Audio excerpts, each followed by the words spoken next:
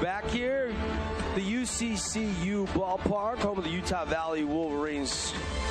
American flags. You can see the wind is blowing a little bit from the kind of from the west right now, which is helping the hitters. It's kind of blowing out to center field here, and you see the Wasatch Mountains in the backdrop. I mean, Mark and I and Caden and the team, we went up and played a little golf this morning up Springville, up the canyon there at Hobble Creek, and the river. I mean, the amount of water coming down from the mountain, snowpack's record. But this is one of the best backdrops you'll ever see for a high school baseball game, and we had a similar backdrop over at BYU when the state games were over there on Monday and Tuesday, and it's just a beautiful night to be at the Yard, isn't it? No question about it. All week long we've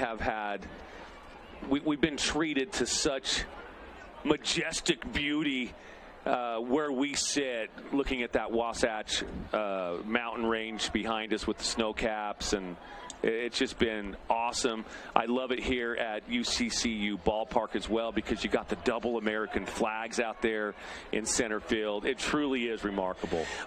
Let's check the numbers here on Coden Herman. Coden is a senior. His older brother was a Warrior. He's a Warrior. His brother pitching for Coach Fatenauer at Utah Tech University. And for Coden this year, 3-1 record, 9 appearances, 4.41 ERA. And Herman has worked 39 2/3. And he's given up 25 earned runs. He's walked 17, and he struck out 45. And Herman is set, and we are underway as the righty pitches it, and it's popped up by Jager Baldwin. Hayden Smith will give chase, but it'll be a Cache Valley Bank foul ball. So 0-1, the count. Play-by-play tonight brought to you by Luke Udy at American Family Insurance. Get a free quote today for your auto, home, or life insurance. Pitch number 2 of the state championships here in the 4A classification, missing, and the count evens up at 1-1. Baldwin comes in absolutely sizzling hot. Even though he's been nursing a bad shoulder mark, he is swinging it, and it has been all year, up over 400, well north of 400 for Jager Baldwin. He has had a great senior season. You know, it actually started as a junior. He had a great junior season, and he took that momentum and took it all the way through his senior season for sure. It's a 3-1 count. 420 is what Jager hits on average, and he lost him. And that was one of our Finley Subaru keys to the game, is can't give too many free passes to this Crimson Cliffs team, and Herman does give up the free pass right out of the gate. Yeah, everybody knows my thoughts on walks, man. Challenge them. Pound the zone. Make them put it into play. You got a defense behind you. And Herman has a good defense behind him. No question. And now he'll face Maynard. Ty Maynard. Where's 28? His twin brother Tate. Where's number 8? Ty is hitting 426. 14 runs batted in this year. Yeah, both the Maynard boys, both Ty and Tate, have had, they've been playing a lot of baseball at a young age. There's a fly ball, lazy fly ball out there to right field. And an easy catch for Mikhail Swinson. Jager retreats back to first for the Mustangs. That'll bring up the number 3 hitter, the shortstop, Petey Soto. What a high school career for Petey, hitting .507. He'll be playing at the next level, committing a long time ago, I think last year, back in the early commit to Utah Tech, staying in St. George to play, and that one from Herman up high, ball 1. Yeah, we were talking to some Mustang parents the other day, and they really appreciated our comments about his dad, Pedro, because, you know, for some of you that may not know, his dad, we lost him during COVID. Mm-hmm. And he absolutely enjoyed watching his son play baseball. And we enjoy watching him play baseball as well. I mean, he made some sensational plays at shortstop yesterday. Oh, my goodness. Boy. He has all week long, I should say. Absolutely, and all season long. He's got footwork like Derek Jeter. He does everything flawlessly and effortlessly. 2-1 the count here. Petey Soto with 1 on and 1 out after Maynard flew out and Baldwin led off with a walk. Snap throw to first. Baldwin not ranging off the first base bag with too big of a lead. Now extend that lead out to 3 strides, and here's Herman, comes to the plate with the pitch, and it goes through the right side. And Baldwin's going to get over to third, and it's going to be a 1-out single to the opposite field for Petey Soto Jr. Yeah, he remains hot. He hits that 3-4 hole right between first and second. No chance for any Warrior to get that except for the right fielder. And just a solid piece of hitting. That's why he's hitting north of 500. And here comes the big bat in the lineup. One of the big bats. The next 2 batters. Here's Trey Evans, and then Breck Starley is on deck. Murderer's Row starts right now. Evans hitting .455 basically this week in the state tournament. Right. Because didn't have any at-bats at varsity this year because of that hamstring that we've talked a lot about this week. But if you haven't been with us all week long, shut him down all year. About mid-year, he tried to go, re-aggravated it. But here he is trying to help his team win back-to-back state titles, and he was hot on Wednesday. Oh, my goodness. Yeah. And the thing about him yesterday, speaking of Evans, you know, he had hit a ground ball yesterday, and for those that might not know, you know, he wasn't busting down to first because he knows it's more important to his team to be in that batter's box and not just show hustle. Well, I go back to Wednesday when he was playing in left field and he had to dive on that ball in the wind. Right. And that was kind of the sign that Coach Abbott would say, hey, let's just DH him. So he is the DH for this game. Try to let him be able to run the bases and bat and not have to worry about tracking down balls in the outfield all night long. Right. Now, we'll see. Maybe he gets a shot with a different pitcher in the outfield tomorrow. But right now, 0-1 the count. Herman will snap, throw it over first. Loveland applies his tag, but Petey Soto's back in time. And they know that something is on here with Soto Jr.'s speed. You got a runner at third. Second base is open. They know that Petey wants to go down, and look at him. Look at that big lead. He's just having fun down there at first base. Coden Herman comes to the plate with the pitch, but it's high. I was going to say, Coden would love to get a ground ball right now that would take Sechrist to the bag and maybe get a 6-4-3 double play or a 6-3 double play. We'll see what happens here. That would be best case scenario. There goes Soto, and he will be in there at second base with the steal. And called strike 2, so the count now 1-2. It's a Jason Baum, equity home loan, stolen base for Petey Soto. So now Evans has 2 sitting there. Got 2 RBIs. Sitting right there for him. I know he wants him. Does he go get him? 4A State baseball. Who can take game 1 tonight in a best-of-3 series presented by the Boulevard, making your house more like home for over 48 years. And, of course, our streaming sponsor, UCCU Credit Union. That's up high, 2-2. The count to Trey Evans. I've located a new Crimson Cliffs football coach just to the left of us here. He looks kind of weird in red, white, and blue. Used to seeing him in Dixie blue. And the pitch to Evans, full count. Evans has worked it back. That's Andy Stokes to the left of us. For those of you that may not know. Yep. Brief conversation with Andy. Sitting between Rusty Taylor, the Crimson principal, and his old buddy Blaine Munkers, the Dixie Flyer coach. That's right. And the 3-2 pitch, Bender, that goes off the plate, and the bases are loaded full of Mustangs here in the top of inning number 1. And Braxton Starley now is just licking his chops. He knows he has an opportunity here to really put his team up here in the top of the first. And man, being the visitors team, you always wanted to jump on him in the top of the first, put some runs on the board, make him start chasing you from the get-go. That pitch right down the middle for a called strike 1 on Starley. Herman again would just love to get a comebacker to him, get some sort of a ground ball here. And the pitch, and it's popped up and twisting up and out of play. It's a Cache Valley Bank foul ball. Fans running for cover. Advantage Herman right now, getting ahead of Starley with an 0-2 count. Now he doesn't have to really kind of be in the K zone for the next couple of pitches, but he definitely wants to keep them close, hit his spot, and try to get a weak ground ball from Starley, who is just such a strong hitter.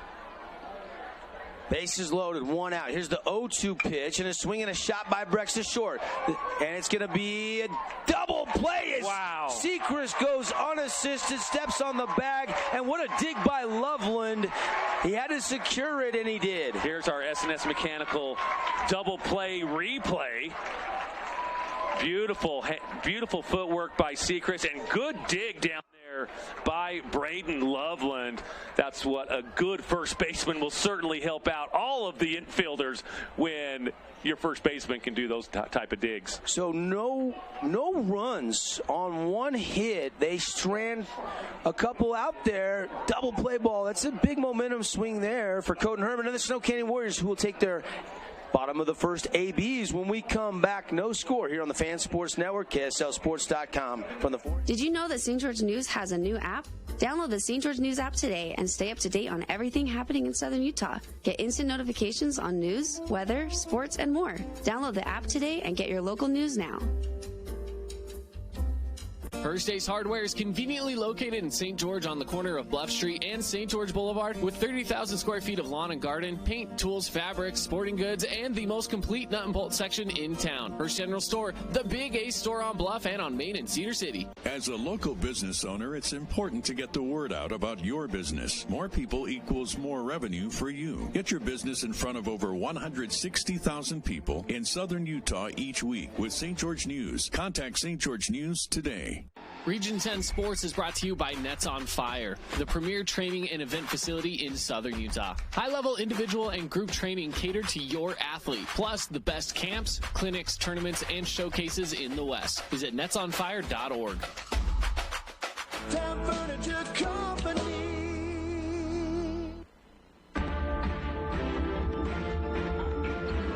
Back live here from the UCCU ballpark. Devin Dixon, Caden Formaster, Fan Sports Network, KSLSports.com. Here is Javen Ross. Javen Ross pitched on Tuesday and pitched to Jim. Gave up just a couple of hits. Got the win as Crimson was marching through the one-loss side of the bracket after losing back on Monday. And for Javen Ross, what a season it has been on the bump. The senior, 0.93 ERA. Minuscule, sub-1 ERA. 4-0 record in 9 appearances.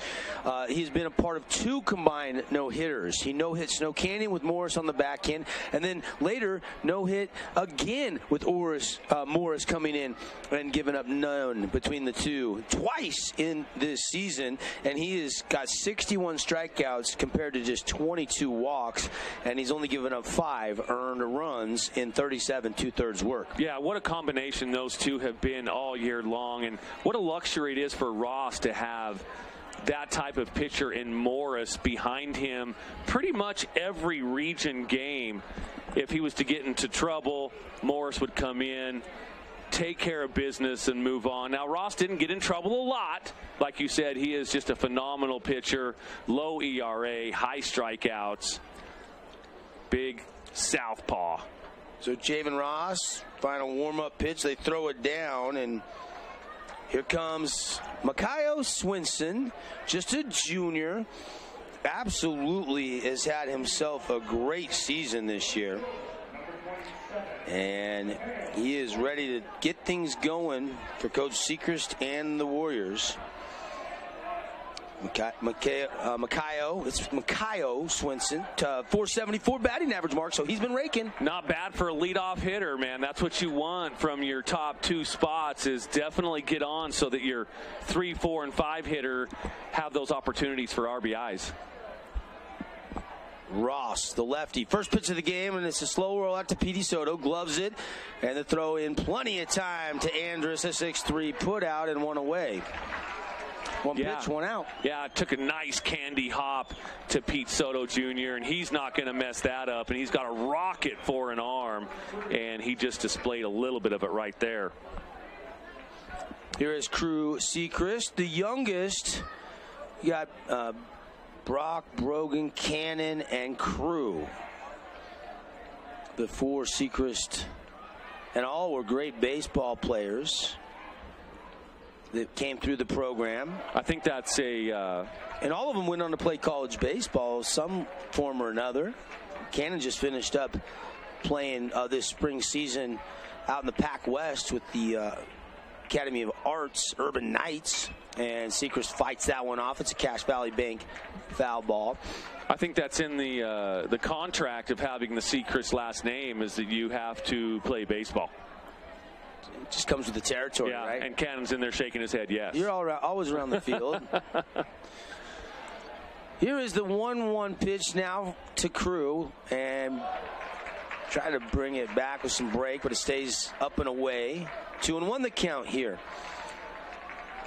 And it's only 2-1 count, but, Ross, hopefully the message to him was just challenge these hitters. Yes, they are good, but you got a good defense behind you. And seeing it well, but just underneath that, and fouled it straight back. We talk about the pitchers, we talk about the hitting, but I would be willing to bet that these are probably the two best defensive teams as well, not just talking catchers, talking shortstop, second baseman, center fielders, strong defense up the middle. I'd be willing to bet that both of these teams are top 3 defensive as well. Yeah, just look at their 3 catchers from the last 3 teams standing. Ridge Erickson, Dixie. He's going to BYU because they love him, and he's already committed. And then Breck Starley going to CSI.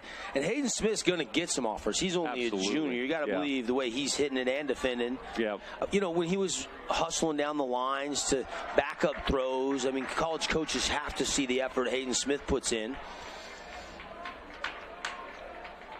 And he was the hero back on Tuesday in that 6-5 comeback win. Yeah. Smith had himself a 3-for-4 game with 3 ribeyes, medium rare. Yeah.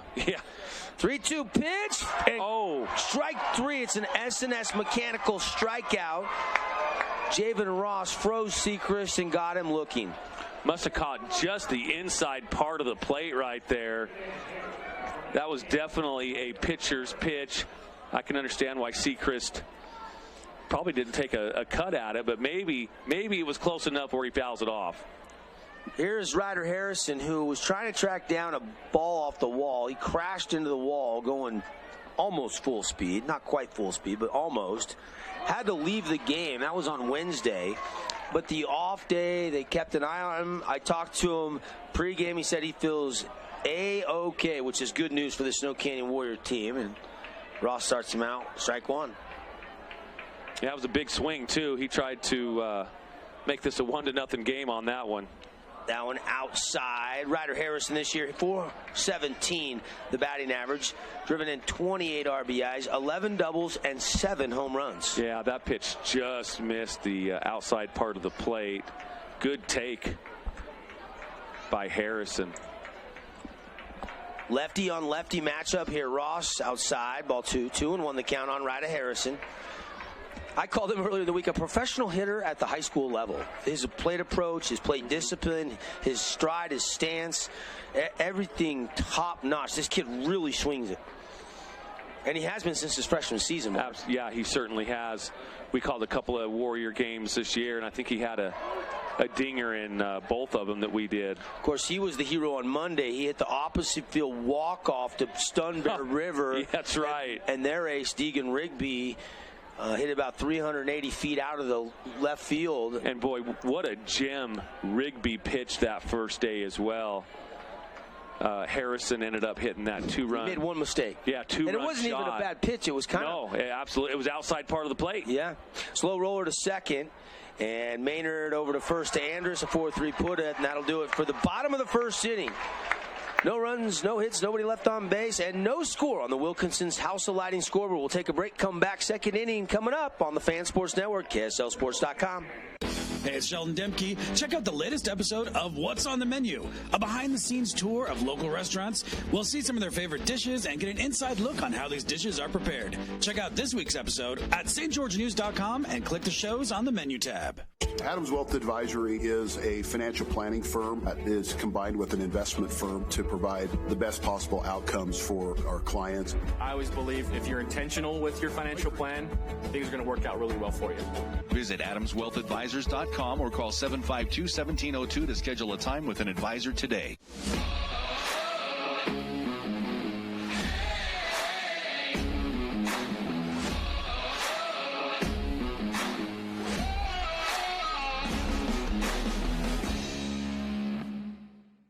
UCCU will provide you with a low-rate line of credit that makes it easy to access the equity in your home with no fees or closing costs. Just complete an application on your phone or computer, or stop by any branch.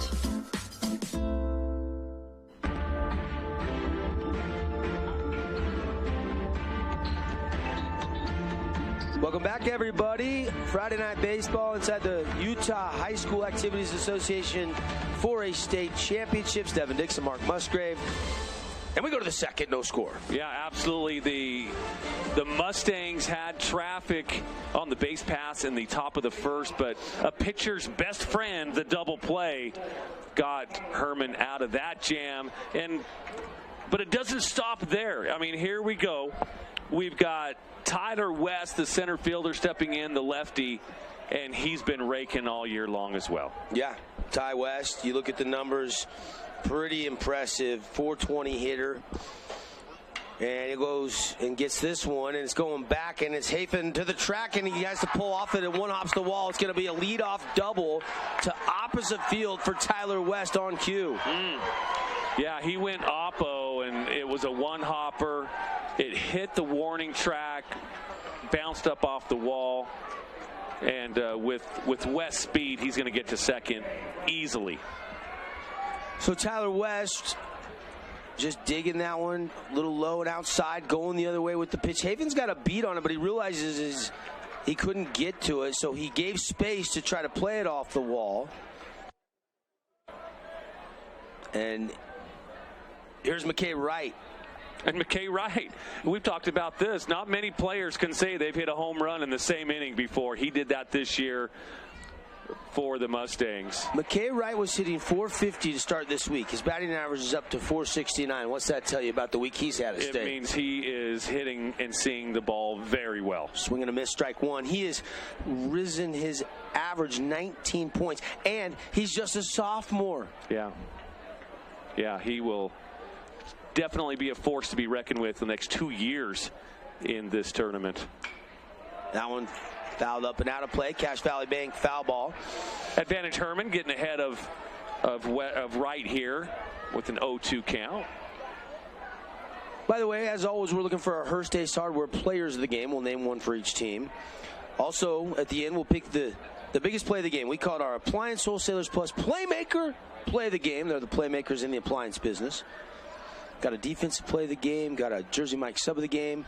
All that when this one is over. Right now, 0-2. Coden Herman looking at the runner. Now takes a second glance. Now he comes to the plate with the pitch and a swing and a miss. And it's a K for Coden Herman. Down goes McKay Wright. That one dropped right out. Like a 12-6 drop falling right off the table. You know, it's been kind of fun today. We've seen a lot of our partners and our sponsors. We were at lunch today, and we saw Dave Kipp. Yeah. Morgan Pest Control, and again, friend of the station, sponsor of our Morgan Pest Control defensive play of the game. So we appreciate them and seeing his family there. And boy, I got the meat sweats today. We had a lot of meat. Yeah. Got to hang out with Trevor with KSL. Yeah. Went and had some good meat at Toscano's today. That was fun. I'm still full. We eat about 1, and it's 7 o'clock, and I'm not even thinking about dinner right now, which is good because we're going to be here for the next 2 hours or so. That's right. Herman getting ahead in the count here on Tate Maynard. And here comes the 0-1 pitch. 1 on, 1 out. Top of the second inning. Here's the windup and inside. Rushed him back a little bit. 1-1 the count. Yeah, changing the eye level a little bit. That was up around the shoulder area. Now Coden Herman, I wouldn't be surprised if he goes low and outside with this pitch. Maybe a little off speed as well. And popped him up, but going to twist foul. And that's exactly what happened right there. It was an off-speed pitch. It was bending to the low and the lower part of the K zone on the outer part of the plate. and Maynard was able to throw the barrel out there and just foul it off. Maynard will step back into the Buck Brand Beef batter's box. Homegrown Southern Utah beef. Call 435-644-2825 if you want to fill up the freezer. Some grass-fed local cattle. Perfect for Father's Day, 4th of July, all your grilling and chilling. And that one fouled straight back again. And Maynard and Herman locked in a little battle here. And 1-2 the count. Tyler West is still out at second base after that lead-off double. Maynard hitting .306 this year.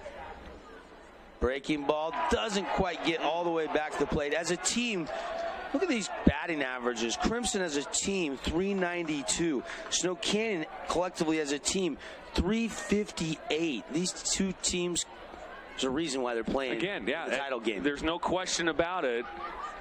And I'll fight anybody that tries to tell me different. But I am a lover, not a fighter. But we have the two best teams in 4A right here. And that one, a chopper fouled off again by Maynard. Dixie played great in this tournament. I mean, losing to Crimson 4-2 last Flyers night. Were so good. But they have exited, and now two teams remain. And again, just like we saw yesterday, Region 10 going through Region 10, knocking each other around a little bit. Herman checking that runner a couple times. Now the 2-2 pitch. Swung on and lined into center field. West froze for a minute, so they'll hold him at third, just one out. And it's a one-out single, and Smith and Herman get a little tangled up, and that allows Tate Maynard to get down to second base. Lindsey with a little bit of a mental mistake there. West wasn't rounding third. He should have just came in through his cutoff. That takes the double play out of play here as Maynard advances to second. Yeah, we got runners on second and third. And good aggressive heads-up play by Tate Maynard. It really was. Seeing the ball as he took a big round at first come in all the way towards home plate, and he just kept going. Yep. Here's Parker Andrus. Parker's older brothers went to Crimson, had another older brother, the oldest brother, Bronson, went to Desert Hills, great baseball and football player as well. Yeah, he was, absolutely. And, of course, Parker's dad, Nate Andrus. I wasn't around to call games when Nate played, but I heard he could crush a baseball. Oh, I'm sure. I bet he could still do it today. And Parker now quickly facing a 1-1 count. Andrus got plunked. Bases loaded for the second consecutive inning. Herman got him right. He turned and got him right in the small of the back. And again, you know, the Warriors and Herman, there's lots of traffic out there with the Mustangs on the base paths, and you can't keep playing with fire because sometimes it will burn you, Devin. In the first inning, the top of the first, bases were loaded. Double play gets the Warriors and Herman out of it. There is one out here. Can Herman do it again? Can he roll? Can he have? Yeah. It was an unassisted double play by Cruz Sechrist at shortstop. And here comes Baldwin, who's been swinging it. And already back to the top of the order for the Mustangs here in the top of the second with just one out. A swing and a drive, and this will be an RBI by Jager Baldwin. They'll hold the runner at third. Wasn't hit deep enough. They didn't challenge. And it's 1-0 Mustangs. And again, for the fourth consecutive game this week, Snow Canyon will have to try to come from behind if they want to win, which they have done all week. Yep, they certainly have. That's why they've been tagged the comeback cardiac kids this year. And how about Jager Baldwin? I mean, just good piece of hitting. Didn't try to overswing. And now Brandon Lyon's going to draw the infield in. And Boo's going to take a slow walk out to the mound. Can't talk enough or give enough credit to the skippers. We were talking about in the game last night. You got, Danny Ibsen and Dave Horlocker and Vest and Chunder Nyberg and all these great coaches, and I'm going to leave somebody out. And you look at Coach Abbott with Mike Gargano and Kyle Boyer, and then you look at Snow Canyon with Brandon Lyon helping out Coach Sechrist and Coach Harrison, who's kind of the offensive guru. And I mean, these Makai Lee alumni coming back as a young coach, helping the program where he played not too many years ago. We just have great coaches. It's just fun to see these kids get to learn from a former big leaguer that played 14 years in the major leagues like a Brandon Lyon, right? And that's why the 4A state championship trophy has remained in southern Utah for the past 9 years, going on 10 here, because again, we've got such great coaches down there at the high school level and in the travel and club baseball as well. What's funny is before Brandon Lyon was the pitching coach, they had another former big leaguer as the pitching coach. Some people might remember Wally Ritchie. Oh. I remember him with the Philadelphia Phillies. So Coach Sechrist has definitely had some great pitching coaches in his tenure, which is now 18 years at Snow Canyon High School. Well, we'll see if Herman can minimize the damage here. 1 out, bases loaded, steal. 1-0 game here. Mustangs just took the lead. Here is Ty Maynard, and he's going to push it to the right side, going over there into the alleyway. Lindsey calls it off. It's going to be a sac fly, and it's 2-0 Mustangs, and Ty Maynard does his job. Again, he will get high fives and hugs as he goes back to the dugout. It was a good piece of hitting. He pushed a run across. You're never mad as a manager, coach, teammate, parent, fan when they're productive outs. So Tyler West set the table with the double. Baldwin drove him in. And now a sac fly by Ty Maynard. And here is Petey Soto Jr. at the plate. Petey already 1 for 1, push one through the right side. And swinging a foul straight back. Cache Valley Bank foul ball, Mountains away. And again, if Herman can deal here and somehow get Petey to hit a ground ball or a pop fly, getting out of the first 2 innings with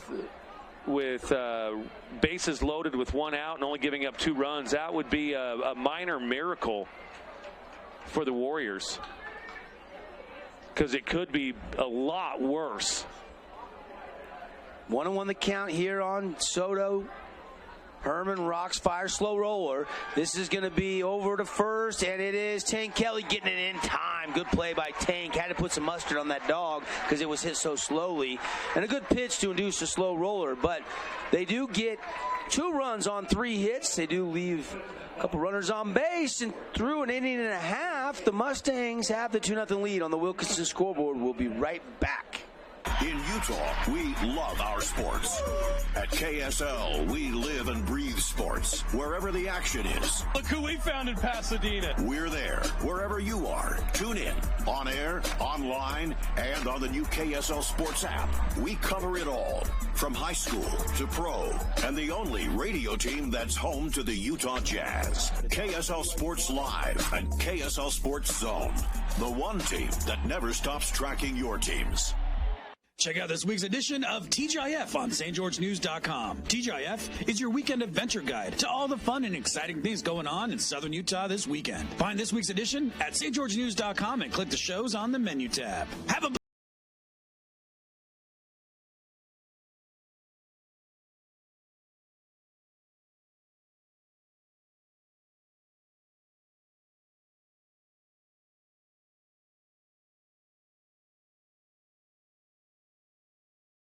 .org/golf.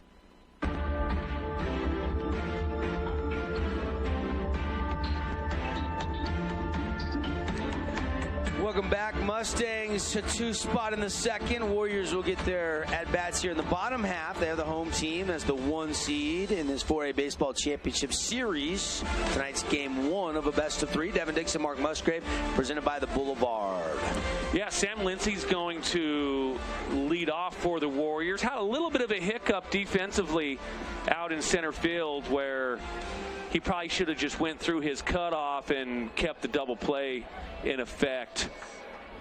But Maynard was able to take an extra base and move from first to second on the throw to home. And it didn't need to go there.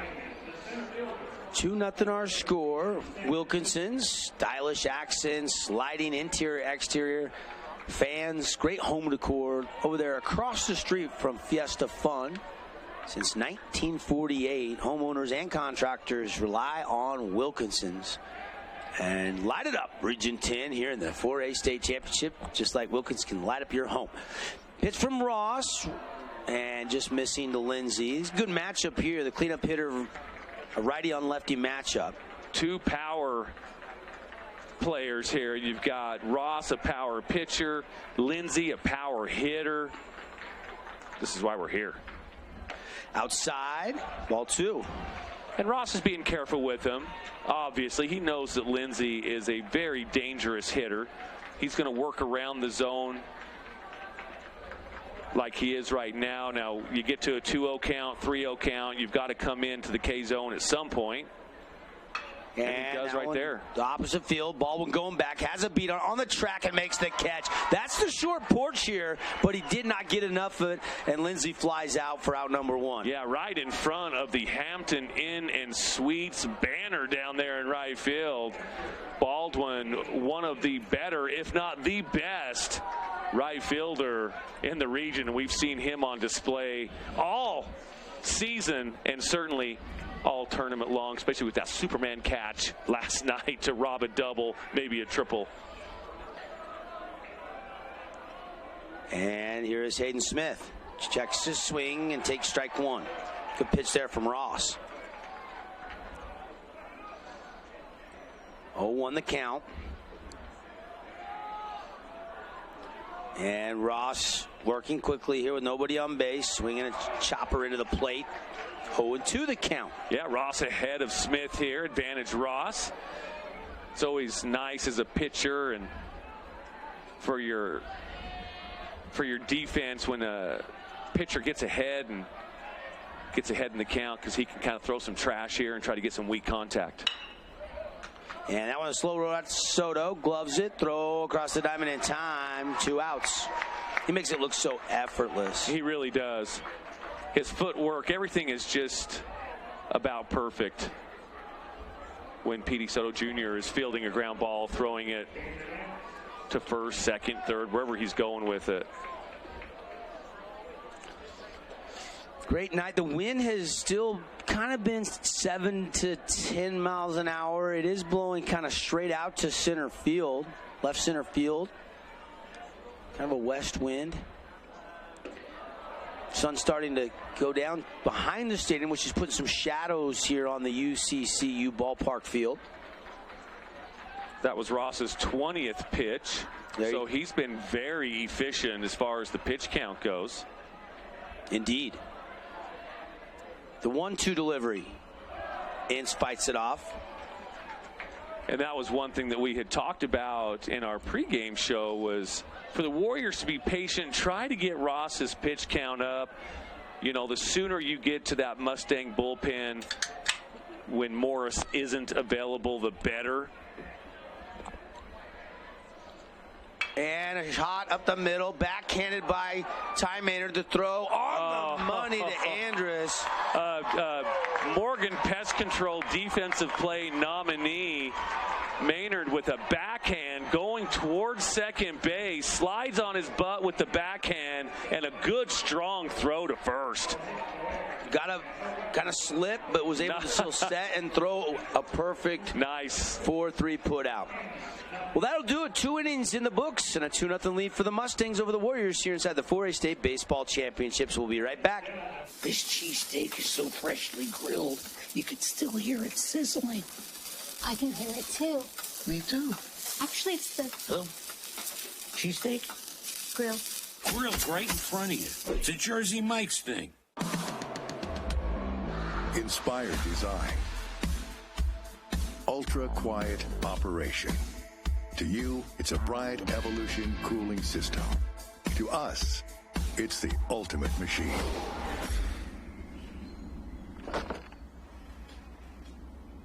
set. For the dealer nearest you, visit Bryant.com. Did you know that St. George News has a new app?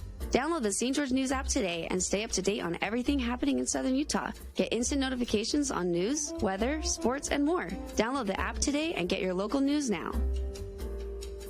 512299 to reserve your spot today.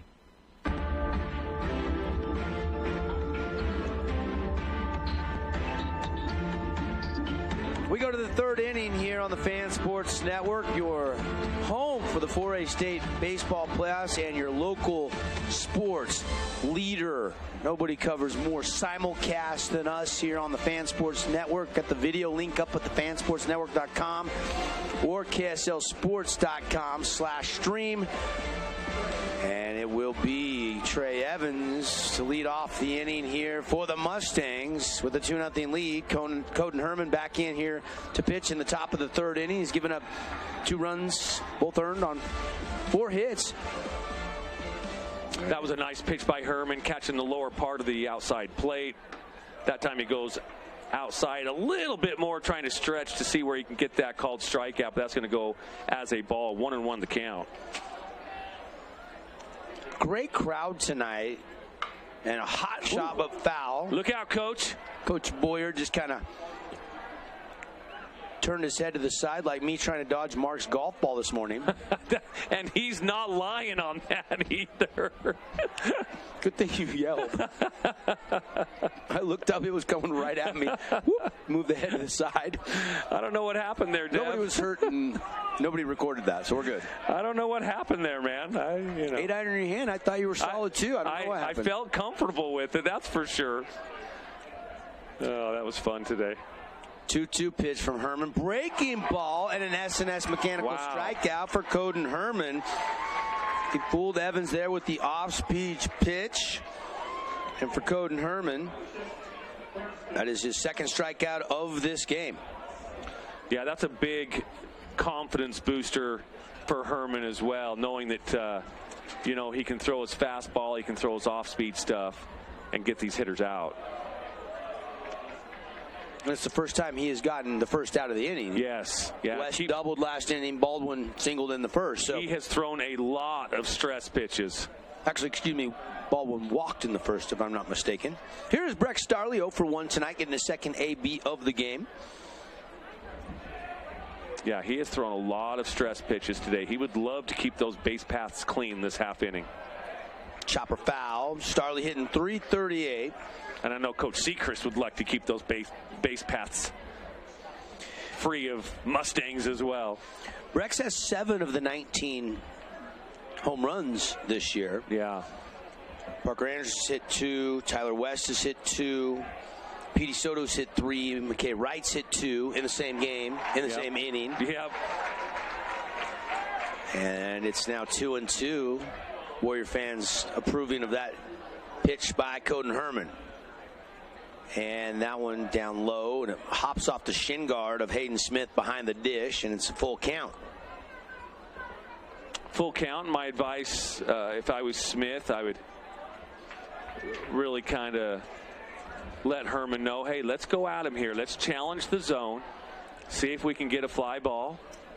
And he does, and it is ripped back towards the wall and fly away baseball up in the secondary level of the fence, about 400 plus feet out there, and Breck Starley goes solo shot. Goodbye baseball. Well, Herman challenged the zone, but he put it down there on a tee, it looked like, and Starley made him pay with a shot that I don't even know if it's landed yet. Wow, that off the bat of Starley all the way out against the secondary fence. 3-0.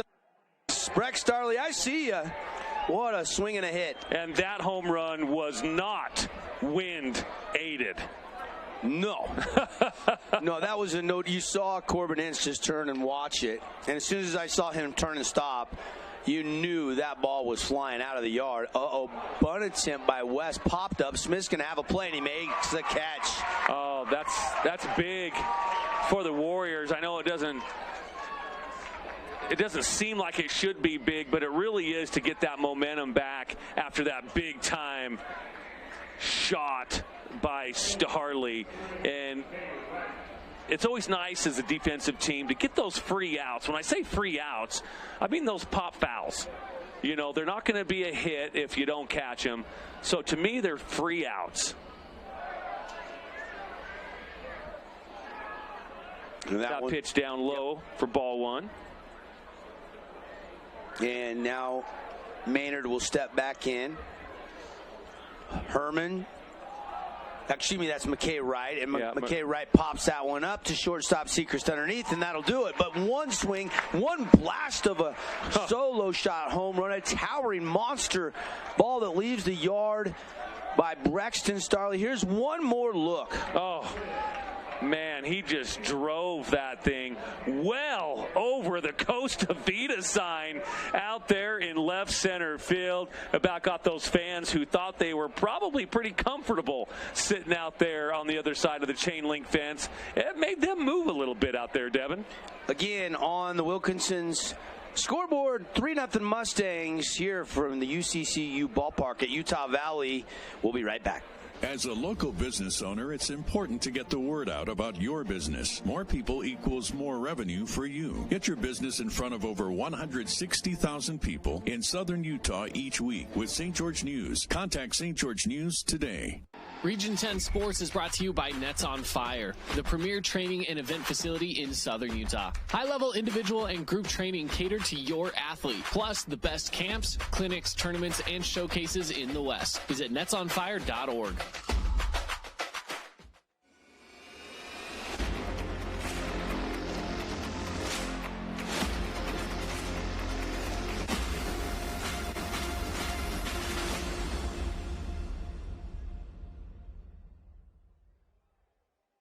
We are Utah's financial outfitter, and we're here when it's time for your business to climb higher.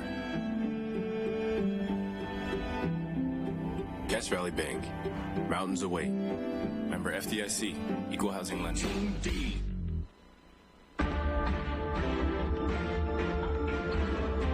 Welcome back, everybody, on a Friday night game, one of the best of three series. This game is about 45 minutes in. We were about a 7:10 first pitch here, just a little bit before it. Devin Dixon, Mark Musgrave, and it's all presented by the Boulevard, making your house more like home for over 48 years by Smart Buy at the Boulevard. How about that home run, a towering shot from Breck Starley? That got the Crimson Mustang crowd going, got the Crimson Mustang dugout going, and yet you look up and, you know, you've seen Snow Canyon come back, and they're only down 3-0, even though it feels like Crimson has all the momentum, Mark. They do have the momentum for sure, but here's a kid stepping into the right-handed batter's box that can change that momentum in one swing of the bat, just like Brexton Starley did last inning. Tank Kelly, we know that he can swing it. He can barrel some balls up. No question. Tank Kelly ready, just committed not too long ago, I think about 2 weeks ago, to stay in St. George and play for Coach Fatenauer. He's only a junior. He's got another year, and Tank trying to push that one down the right field line, twisting, and Jager Baldwin watches it go off the base of the wall about 5 or 6 feet foul. Baldwin gave it a good chase and just about got there. It does hit the bottom of the wall out there in foul territory. So Kelly will trot back, hop back into that batter's box, and take a look back down at that big southpaw sitting on the bump. I'll tell you what, you know, when these left-handed pitchers that Crimson has, him and Bo Sampson, and they're up on a bump, they must look like giants out there to some of these hitters. That one outside. Yeah, outside of the zone for a ball one. 1-1 the count. But they're big kids already. They're 6'3", 6'4", 6'5", and then they're getting on that bump.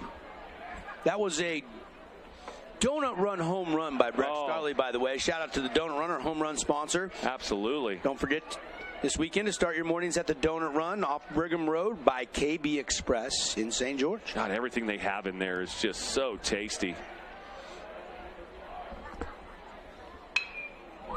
Shot to Soto. Soto, so smooth. 6-3 put out. Like you said, Devin, he just makes it look pretty darn simple out there at shortstop. Here's Corbin Hafen. His tank grounds out. Corbin, another junior in the lineup for Coach Sechrist. He's kind of fought his way into the lineup and has been there pretty much the second half of the season.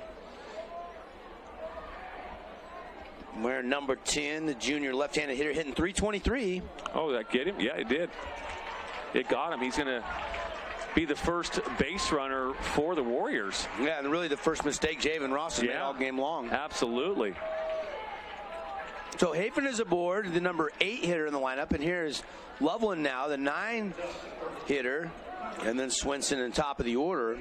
Now let's see if the Warriors can take advantage of this mistake by Ross. Coach Abbott wanting an explanation. I'm not quite sure. Do we have this replay that maybe we can take a look? I didn't see anything that would question the call when I saw it live. It looked like it went down in there and it hit his foot. You know, it's the old, did it hit the end of the bat? Did it hit the hand on the bat? It looked like it was down low below the knees, though. I mean, they're not going to change the call. No. Here it is right here.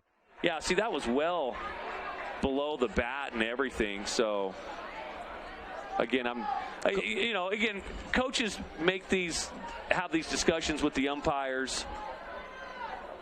Maybe off his elbow. Yeah, it's hard to say. Man, that was a little closer to the bat than I thought. But they have these conversations with the umpires, not to really change that call. Now, if that happens, that's great. But it's really to get the next call. 1 on, 1 out.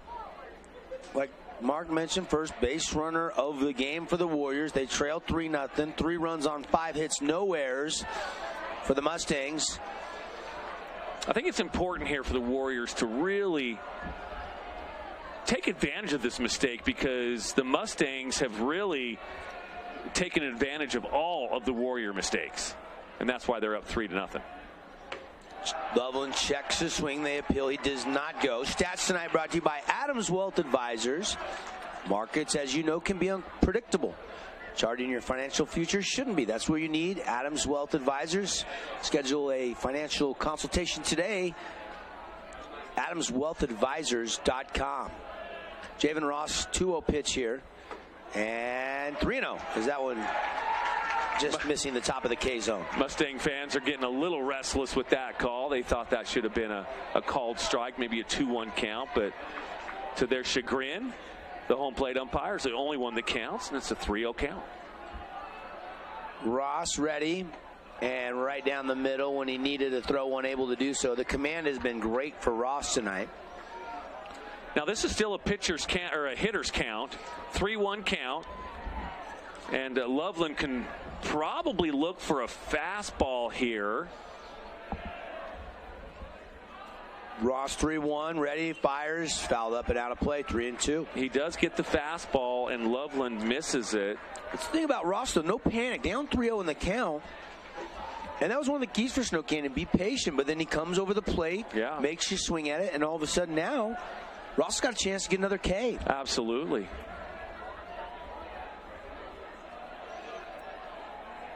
Ross ready. Got him. S&S mechanical strikeout. And Loveland goes down looking with the backwards K. That's a tough thing as you're walking back to the dugout, because you didn't even take a hack at it. So it's the old walk of shame back to the dugout. You kind of hang your head a little bit. But here we go with Swenson.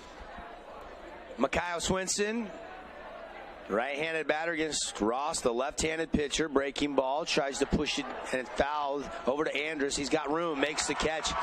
And just like that, they finally get a base runner, but can't do anything with it. And now we go to the the top of the 4th, and still the Mustangs on the Wilkinson's House of Lighting scoreboard. They've got the 3-0 lead here on the Fan Sports Network. At UCCU, we'll provide you with a low-rate line of credit that makes it easy to access the equity in your home with no fees or closing costs. Just complete an application on your phone or computer, or stop by any branch. In Utah, we love our sports. At KSL, we live and breathe sports. Wherever the action is. Look who we found in Pasadena. We're there. Wherever you are. Tune in. On air, online, and on the new KSL Sports app. We cover it all. From high school to pro. And the only radio team that's home to the Utah Jazz. KSL Sports Live and KSL Sports Zone. The one team that never stops tracking your teams. Check out this week's edition of TGIF on stgeorgenews.com. TGIF is your weekend adventure guide to all the fun and exciting things going on in southern Utah this weekend. Find this week's edition at stgeorgenews.com and click the shows on the menu tab. Have a blast this weekend. Find your local dealer at Bryant.com. Bryant, whatever it takes.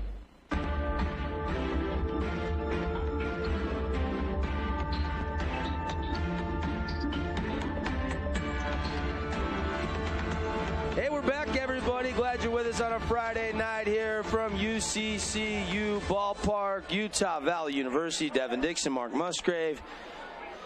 And we go to the fourth. Crimson will lead off with Tate Maynard here. And they have the 3-0 lead. Coden Herman out there pitching to start the fourth. And the first one just missing for ball one. Maynard had a hit the first inning, I believe, if I remember right. And that one swung on and ripped foul. RBI for Baldwin, Ty Maynard on a sac fly, and then Rex Starley, the 3 runs on the board, and pop up and made the catch. Loveland over there at first base. One of those free outs I was talking about, Deb. You want those ones. Nice little easy candy pop up, foul.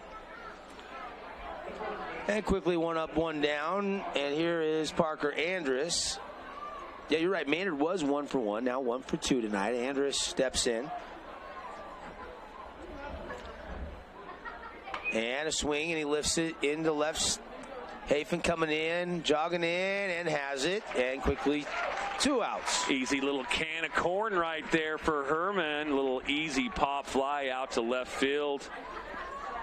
Easy catch out there by Hafen. Here is the top of the order again, right fielder Jager Baldwin. Jager 1 for 1 in this game. Walked. And then the RBI single. Herman missing on pitch 1 and try to nibble on the outside part of the plate and doesn't get the call. It's 2-0.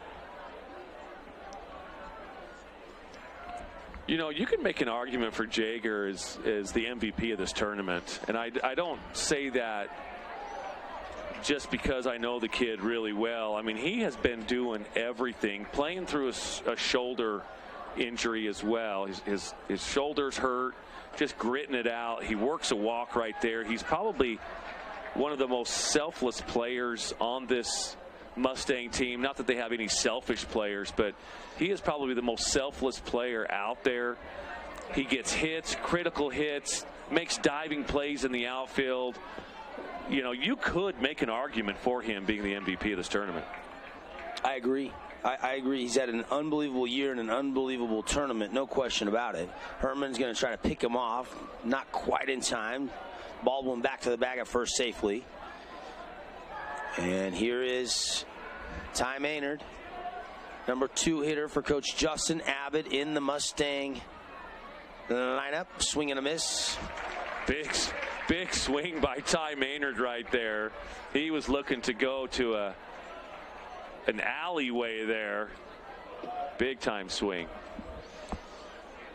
Here comes the 0-1 delivery. And first a snap throw. Herman up to 62 pitches. Of course, you're going to use them as long as you feel like you still got a chance to win. And it's only a 3-0 game right now. Top of the 4th. So right now the plan is keep riding Coden Herman. Absolutely. He can go up to 110 today. Absolutely. If he can get there. Another throw over. Ball went back in time, although it was a little closer on that pickoff move. Yeah. Yeah, Herman's got a quick pickoff move to first base, and his throw is right where you want it as a first baseman. Brushed him back, high little chin music. 2-1. Another gorgeous night here. Excuse me, 1-1. That was ball one. At Utah Valley University, UCCU ballpark. My goodness. Look at that shot right there that our KSL viewers are getting. Oh, and got him. Plunked Maynard. And Maynard, that one looked like it hurt. Little shaken up, I would say. And Herman's been working that inside corner to the right-handed hitters. You know, I like the gutsiness of a high school pitcher that has the confidence in his stuff to go inside. Every now and then it gets away from you a little bit, and Maynard took advantage of that. He's down there standing on first base. So ball one at second, Maynard at first. Ty's not coming out of this game, but Coach Abbott's going to go over there and check on him. And I like what Coach Boyer did, the third base coach. He called Pete DeSoto down and had a chat with him just to buy Maynard a little time there. Yeah. Go over some things here. Herman does have 2 outs. Warriors trailing the Mustangs 3-0. And a swing and a foul, straight back up and out of play. It's a Cache Valley Bank foul ball. Mountains away, your financial outfitter. You know, Herman gets 2 quick outs, and then before you know it, now he's got runners on first and second. He's throwing some stress pitches here. See if he can't work some sort of weak contact, pop fly, ground ball, maybe even a pop out foul here to Soto Jr. Tonight's game brought to you by Ben Blasters, featuring the blast of the game. And, of course, Starley took one over the left center field fence. I would say, clearly over a 400-foot bomb. I wish we had the exit velo and the numbers on that home run. Me too. I'll bet it was well over 100. Popped him up. Smith giving chase. Here comes Loveland. And it is actually Herman that makes the catch for out number 3, or Smith, who has got the ball and never hit the ground. Herman's got the ball. Oh, my goodness. No, it's Smith that's got the ball. No, it was Herman, wasn't it? Smith just rolled it back to the mound. Let's take a look here at the SNS mechanical replay. I couldn't tell who caught it. I just know the ball never hit the ground. It's the Bermuda Triangle out there. And Smith, it is Smith. He shows it right there. Yes. But neither of them, no ball. Did you see Herman look over at Smith? Hey, it's the state championship. I love the hustle. I do too. I love the hustle. Hope those guys are okay. A little collision between teammates, but they made the play, and they do leave a couple ducks on the pond out there. No runs cross the plate, so we go to the bottom of the 4th. When we come back, Mustangs have the 3-0 lead over the Warriors on the Fan Sports Network. Hey, it's Sheldon Demke. Check out the latest episode of What's on the Menu, a behind-the-scenes tour of local restaurants. We'll see some of their favorite dishes and get an inside look on how these dishes are prepared. Check out this week's episode at stgeorgenews.com and click the shows on the menu tab. Adams Wealth Advisory is a financial planning firm that is combined with an investment firm to provide the best possible outcomes for our clients. I always believe if you're intentional with your financial plan, things are going to work out really well for you. Visit AdamsWealthAdvisors.com or call 752-1702 to schedule a time with an advisor today.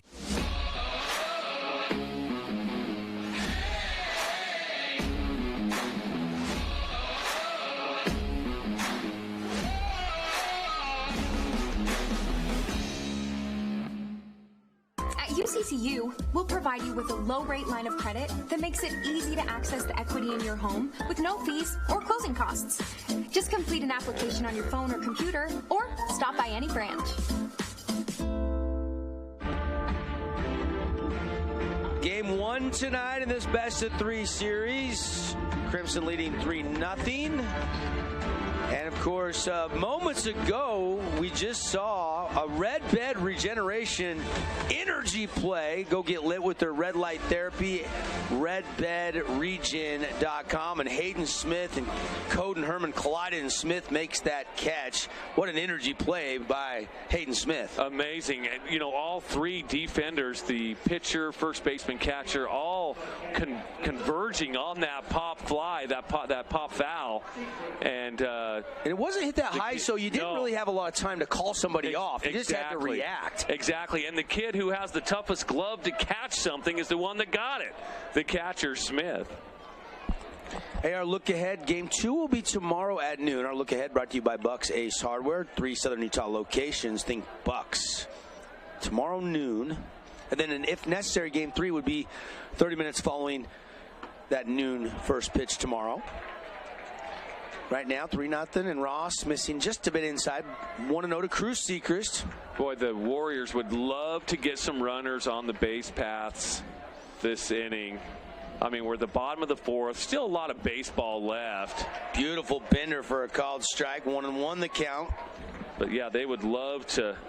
Ross has been stingy. Typical Ross fashion. Absolutely. You don't talk about him too much because he's just kind of been doing his job. No hits right now. Yep. And, pulled but foul. Crew trying to make pops over there. The skipper. Reed Sechrist tried to one-handed. He could not make that barehanded play. That's right. Too much. I'll bet he could back in a different time. I'll bet he probably could. He'd tell you he could still make that. Just wants a mitt. Just doesn't have the range that he used to have. Wants a first baseman glove. Bender, and he got him. And Ross knew it. He knew it before it crossed home plate, Mark. It's an S&S mechanical strikeout. Don't strike out and have your AC fail you this summer with hot temperatures. Get your AC tune-ups before triple digits hit. Go to snsairconditioning.com to see all their special offers. They got great rebates. If you need a new system, if yours is 15, 20 plus years old, S&S Mechanical, your plumbing, heating, and cooling experts. And, plunked him. That's a mistake there by Ross. I think he was trying to throw that change-up or that bender and got Ryder Harrison right in the 1-9. Yeah, and Harrison kind of, when he tossed the bat back, kind of with a little attitude, but, you know, he just got hit in the square of the back. So. I don't think it was attitude. I just think he didn't throw where he wanted to. I think it just got stuck in his hand. The release point was wrong. And then he didn't want to hit anybody. The release point was wrong. Yeah. Oh, boy. And here is Sam Lindsay, cleanup hitter. Sam, we've talked a lot about the 10 home runs, tied with Purser for the statewide lead. Yeah. Well, that's 1A through 6A. Inside, ball 1. And again, Ross hasn't made many mistakes today. This is only the second base runner that the Warriors have had. And both on a hit by pitch. Yeah, both induced by hit by pitch for sure. Runner on first base. And a line shot back through the middle, and the first hit of the game comes off the bat of Sam Lindsay. Little bin blasters blast to center field. Absolutely. Nice piece of hitting by Lindsay. Just sent it right back where it came from, up the middle. Maybe that hit by Sam Lindsay will get the Warriors going a little bit. Now 2 on, 1 out. Bottom 4, scheduled 7-inning game. Warriors are the home team for game 1 of this best of 3. Really the first. One they've squared up on a barrel. Yeah, that too. And the first runner in scoring position for the Warriors. And let's see if they can take advantage. Javen Ross. Not going to see any panic out of this kid. And that one just a little bit high, ball 1. And he's, here we are in the 4th inning, top of the 4th, 1 out, 2 runners on, and he's at 42 pitches. He's been very efficient. Javen's little sister Macy up here to cheer him on with her parents, watching the senior. Lefty delivery inside and a little bit low. And Breck Starley wants to come talk to Javen for a second, bring that ball back in person. Petey is going to join the conversation. Sometimes I like this as much as I like a meeting from the dugout. With sometimes a teammate saying something can be just as effective in some cases. Oh, absolutely. Not always, but in some cases. Well, and Starley has caught Ross for the whole season. For probably 3 years now, maybe even more when you talk about travel and club baseball. So they know each other well. They know each other very well, and Ross will respect anything that Starley says for sure. Probably just went out there and said, hey, let's play a little catch. Yeah. Hit my mitt. Let's go. That's my shortened guess. And Ross swung on by Smith. This one is going to get up and out of play down the first base line over the dugout. And it's 2-1 to the hard-hitting Warrior catcher, Hayden Smith, who comes into tonight hitting at it a nice little 368 clip. He's got 7 home runs. Yeah, Ryder Harrison's got 7. We just mentioned Sam Lindsay has 10. You got 24 home runs between those 3 hitters. That's amazing. Sechrist has 3. Mikhail Swinson has 3. Tank Kelly has hit 3 this year. This is a team that can get runs back very quickly. And fooled Smith, and I think he offered at it. And I think it was over the inside part of the plate anyway. And now the count evens up at 2-2. 1 out here, bottom of the 4th inning. Crimson Cliffs leading 3-0 on the Wilkinson scoreboard. The Snow Canyon threatening for the first time tonight with runners on first and second. And a 368 hitter at the plate. Ross would love to induce a ground ball here, get a double play, get out of this inning. Now swinging a shot, and it gets past the glove of Soto. And they're going to put now they're going to go. Ball was bobbled in the outfield. McKay Wright just kind of kicked it for some reason. I don't know if he was looking up at the base runners to see if Harrison was rounding third or not, but took his eye off of it. It got away from him. Not very far. We'll see it here on the S&S mechanical replay, but it was enough that Harrison was able to take off from third base standing still. Yeah, and Coach Sechrist had the stop sign on. Yep. He didn't want to challenge. And when Wright mishandled it, he started that windmill motion. Yep. And it's now a 3-1 lead as Snow Canyon gets an RBI hit. I believe they give him an RBI there. They're going to call that an E. They're going to call it an E. Yes. E7. For sure. E7 for sure. No, not a question about it. Yeah, so no RBI. I'm sorry. An unearned run there. But all of a sudden, 2 hits in the inning off of Javen Ross. Ross has only thrown 46 pitches to this point. He had been cruising through the first 3. Cruising is right. Then Petey Soto was so close to getting a glove on that and keeping that in the infield. Yeah, and even if he wouldn't have had a play. Exactly. Yeah, he wouldn't have had a play anywhere. But yes, we wouldn't have had, the kick out there in left field. This is Damon Ince. Ince this year hitting .320. Called strike. And it's 0-2 to Ince. 16 hits, 9 RBIs, 3 doubles, 2 triples for the speedy Damon Ince, the second baseman. That would have been a really good pitch for Ince to go after and just go oppo and hit that 5-6 hole, because Petey Soto Jr. is well over by second base. That is a huge 5-6 hole right now for the lefty. Outside, ball 1. Ross trying to see if he's going to chase something out of the zone. Sam Lindsay's at second. Hayden Smith is at first. Still just 1 out here in the 4th, bottom half of the home 4th for the Warriors. I would love for Ince to recognize that. If he sees anything on the outer part of the plate, go after it, go with the pitch. Chances are he will get a hit on that left side of the infield. Soto's going to jump back in the hole. And a chopper over the glove of Maynard. Tate could not climb the ladder, and it's a 3-2 game as Sam Lindsay slides safe headfirst at home. And here come the comeback kids. It's a 3-2 ball game. An RBI chopper off the bat of Damon Ince, and he heard you, Mark. He did go the other way with it. And I love that by Ince, and I will talk to his dad after the game. I'm going to take a little bit of a credit for that hit and that RBI. Lindsay was going the whole way. And Warriors, here they come. Soto's going to come over, chat with Javen Ross. Now, Ross has still got the lead, but this game, the momentum, you can feel it shifting a little bit here. It's a much different game than it was just 12 minutes ago. Still just 1 out. And fresh count to the batter, Tank Kelly. TK takes ball 1 outside from Javen Ross. You know, and Coach, when we talked to him in the pregame show, Mark, you don't have Still Barber, you don't have Aaron Morris till tomorrow. Right. You're saving Bo Sampson to start game 2 at noon. Yep. You would have to go to a pitcher that Fehi Fonalua is available. I think probably hasn't logged as much. Osborne could come in. Osborne, who pitched really well on Monday. Yep. If Javen Ross gets in any more trouble. Now, again, Ross still really low, which is 51 pitches, and you do have somebody warming up in the bullpen down there. I think it's Fonalua, if I'm not mistaken. Yeah, it's a righty. So first bullpen action, little long toss, not necessarily. Just getting warmed up down there just in case. High. Ross has lost his command a little bit. I mean, he's near the zone.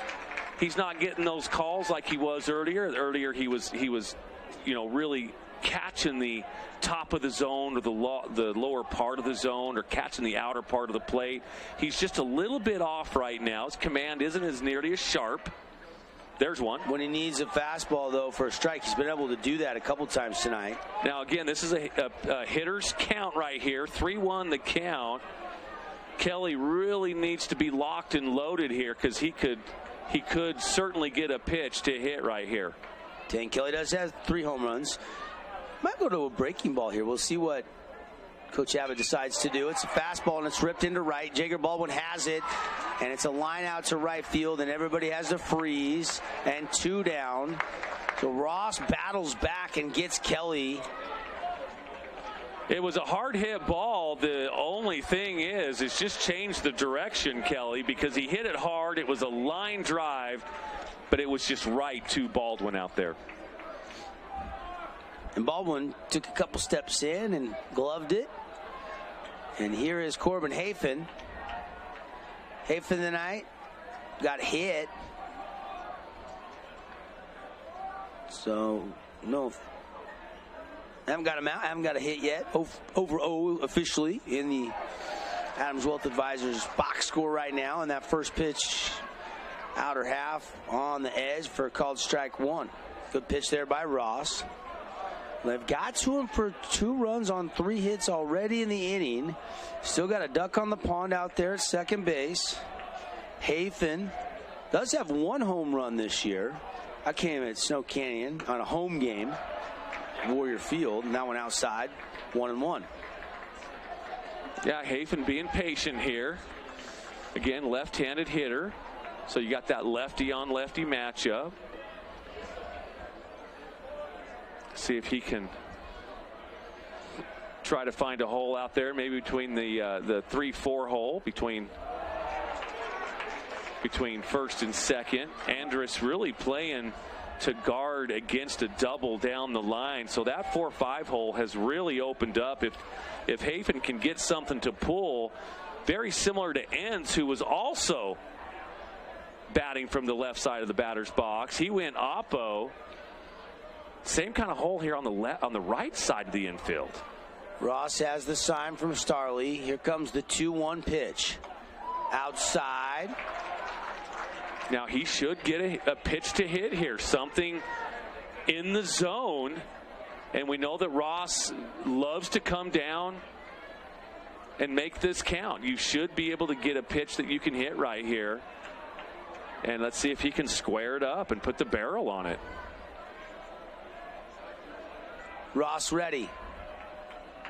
Rocks, fires, framed up, but just down low, I believe. And Hafen has drawn another free pass, a rare free pass. He's got 2 of them. He got hit and now a walk, and the bases are loaded for the senior, one of 3 seniors, Braden Loveland. And Coach Abbott's going to have a Nets on Fire meeting on the mound. Nets on Fire. Southern Utah's premier indoor basketball training facility, 4 indoor courts. They got the guns. They got training packages for the summer. The Ignite AAU program. Learn more. See the tournament schedule. They got a camp coming up this month. You can get your kids signed up for all on the website netsonfire.org. And I don't think he's going to get Ross. I think he just wants to chat with Ross. Yeah, we saw Starley and Petey try to talk to him, and I think Coach Abbott just feeling like, I better go check on him, see how he's feeling. Yeah, no question about it. He was not taking the baseball from Ross. I never thought that for a second. Like you said, Dev, he's just going out there and just checking on his left-handed hurler and settling him down, get that heart rate back down to where it needs to be, where he can pitch effectively. 2 outs.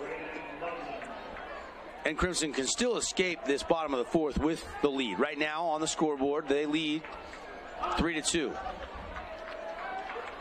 Mustangs lefty.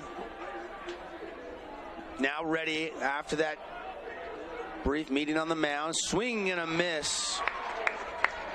I think he took a little something off that one. Maybe the changeup, Mark? Yeah, and it looked like a little bit elevated in the zone as well. Loveland really took a hack at it. It looked like one of those proverbial watermelons coming down at him. Stayed away, though. And he couldn't find the barrel on the ball. And that one down low. Now quickly the count evens up at 1-1. Again, we'll be naming the Appliance Wholesalers Plus Playmaker Play of the Game. I have a feeling we haven't seen it yet. We still got a lot of baseball. But we've seen some great plays, though, today. We have. But with this game still in limbo, my guess is still coming. Ross would love a K here, and there's strike 2 on a breaking ball that finds the zone. Good pitch.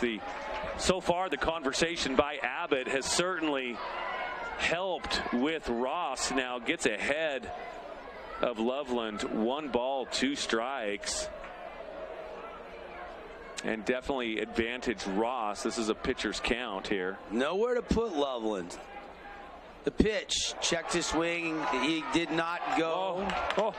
And a ball came loose. That was from the bullpen. A ball came flying into the backstop. They're going to heave that one back towards the Mustangs dugout. Got away from him down there a little bit. Wow, this is a tense moment here. I feel like this is a big moment. I do too. I was thinking the exact same thing, Devin. Momentum swinging pitch right here. Potentially. Ross rocks, fires, fouled straight back. Everything resets. Loveland was on that pitch. He just missed it. He fouled that ball straight back. Corbin Havens at first. Damon Ince is at second. Hayden Smith over there at third. And Braden Loveland. Well, again, only 3 seniors on this team. Coden Herman, the starting pitcher for the Warriors. Sam Lindsay, who's already scored in this inning and got a hit. And Braden Loveland, the first baseman.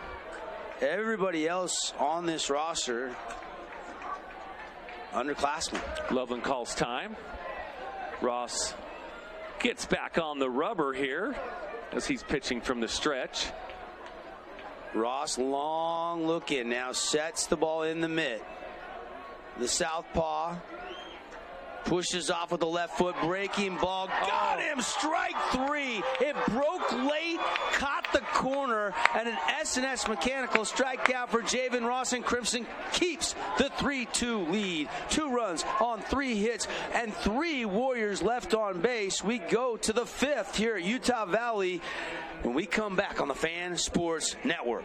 As a local business owner, it's important to get the word out about your business. More people equals more revenue for you. Get your business in front of over 160,000 people in southern Utah each week with St. George News. Contact St. George News today. Region 10 Sports is brought to you by Nets on Fire, the premier training and event facility in southern Utah. High-level individual and group training catered to your athlete, plus the best camps, clinics, tournaments, and showcases in the West. Visit netsonfire.org.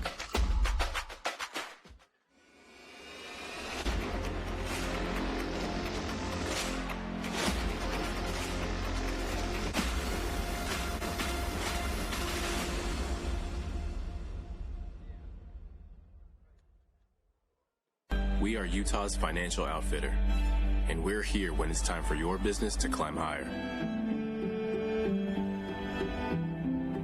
Cache Valley Bank, mountains await. Member FDIC, equal housing lender.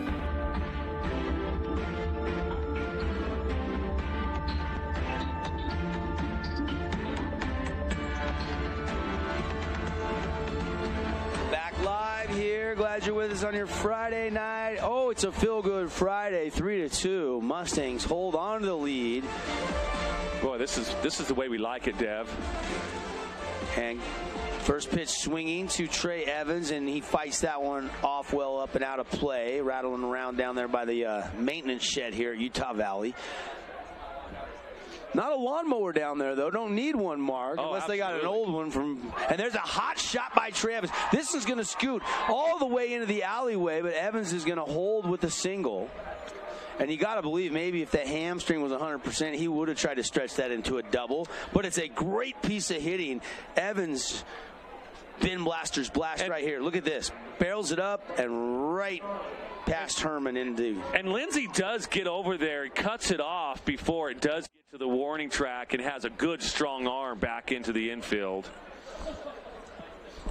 You know, when Evans had a triple the other day, earlier in the week, he was motoring around the bases. Yes, I remember that. But that was before it probably tightened up on him a little bit. And so now, you know, just content to go ahead and take the single here. They're going to pinch run for Trey, and you're going to have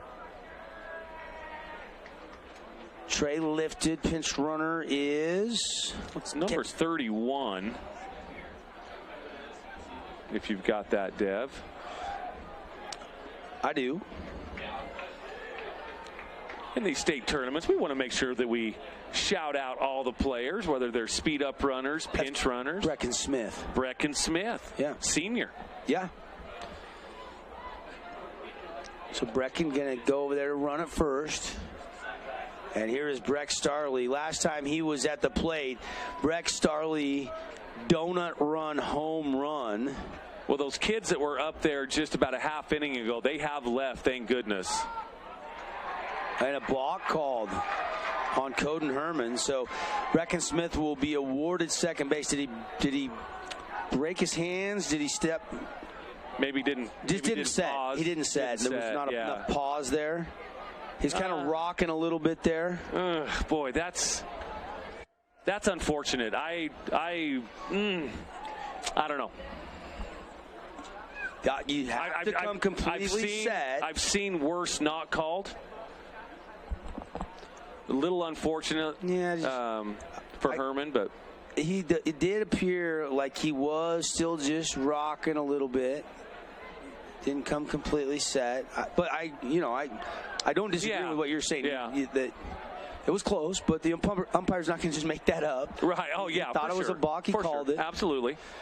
3-2, and Starley fights it off, and now 0-2 the count. He's got a runner into scoring position. Go back to our Finley Subaru keys, and that was something that we stressed with Crimson because they've been so good at it. Could they keep it going so far tonight?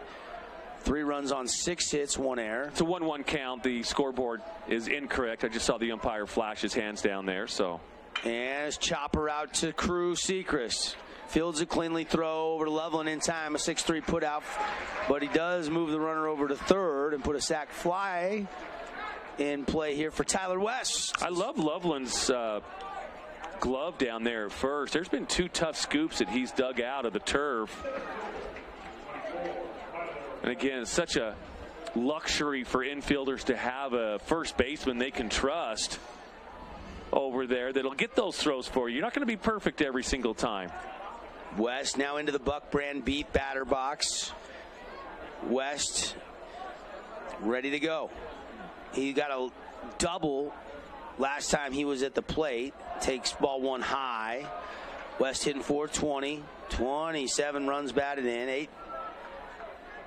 3 doubles, 3 triples, 2 home runs for Ty West this season coming into tonight. Yeah, he's a kid that puts a lot of time into his craft. That's going to be a check swing strike. He did go. Apparently myself and now the scoreboard has it right. He went to 2 balls and no strikes, but he certainly went around on that.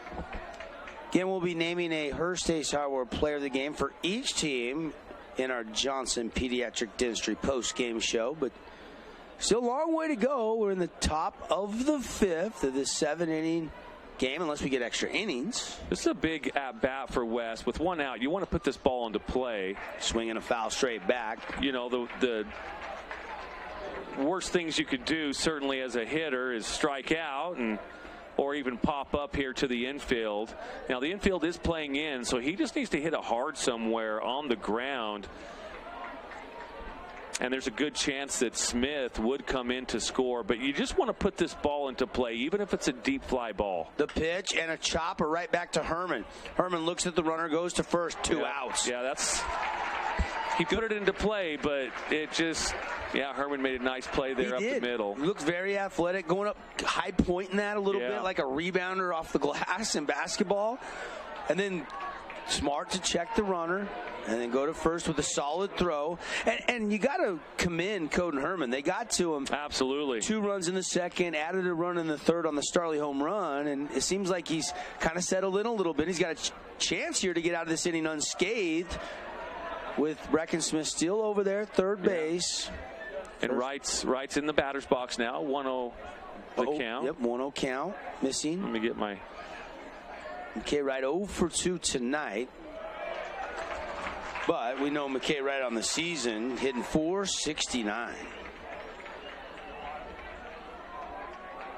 Yeah, he can certainly rake the ball, and again, he's one of those guys that puts a lot of time in the cages. There's 7 Mustangs that hit over 400, and 1 Mustang, Petey Soto, that hits over 500 coming into this game tonight. That is still amazing to me. It really is. Then you got a bunch of other ones that hit over 300. Outside. And count now at 3-1. Herman steps off behind the rubber. Now will take 3 or 4 steps back up to it. And if you're Herman here, you can still be smart with this. You got 2 bags open. You don't have to throw him one right down the pipe here, and he doesn't. Lost him. And that's okay. I don't think that's the worst thing in the world for Herman. Again, you had a base open, and you still have a base open. You want to pitch from ahead of the hitter. He got behind. And I don't mind that at all. I don't mind him pitching around. Once he got behind 3-0, 3-1, I don't mind him pitching around right at all. You saw a glimpse down to the bullpen. Jackson Kirby is down there, but he is not throwing right now. But he is down in the bullpen just watching. Just caught that for our KSLSports.com audio. Oh, and he got him. Tate Maynard got hit. I think that's the second time that he's got Maynard. I'm not quite positive, but I'm pretty sure that's the second hit by pitch. And all of a sudden, after all that, bases are loaded full of Mustangs for the 3rd time in this game. They loaded him in the first, loaded him again in the second, and now they're loaded again here in the top of the 5th inning. And here comes Coach Reed Sechrist. Now Herman, and this might be it for Herman. Herman's at 81 pitches. He's going to go get him. Yeah, he certainly is. Absolutely. Jackson Kirby is coming into this game. We got a pitching change brought to you by Nets on Fire. Warriors giving Coden Herman some love. I mean, to hold this Mustang offense to 3 and it's a 1-run game, you got to say Coden's giving his team an opportunity to win again tonight, which is what Coach Sechrist wanted. Definitely a gutsy performance by the right-hander. Bases were loaded in the first inning. He got that double play. Pitcher's best friend. Got out of the inning giving up nothing. In the top of the second, same situation. Now, he did give up 2 that inning, but it could have been a lot worse. He just really grinded on that. The Mustangs put 1 in the top of the 3rd, but he threw a goose egg in the top of the 4th. He really was a grinder today. Let's look at Kirby's numbers. Keep it right here. And Jackson Kirby has made 2 appearances already in the state tournament. On the season, his ERA is 1.95, so sub-2 ERA, 2-0 record, 9 appearances overall this year. And for Kirby, he's a junior that's went 28 2/3. He's given up just 8 earned runs. He's only walked 6, and he struck out 43. Yeah, And you thought maybe Kirby could be a starter on a Saturday, but they felt like now was the time, and he's their best option to come in. and keep this a one-run game with the bases loaded. I absolutely love it. I love the decision that Coach Sechrist is doing here because, yes, you are still in this game. My goodness, it is. You can't think about tomorrow. You got to try to win this one. Absolutely. We talked about in our pregame show just how important it is to get this game one win. And Coach Sechrist knows that he's in a real live baseball game here. 3-2. We're only in the top of the fifth. Well, and you do have Andrew Lyon that becomes back available tomorrow, and you have Kyson Goetz that becomes back available tomorrow.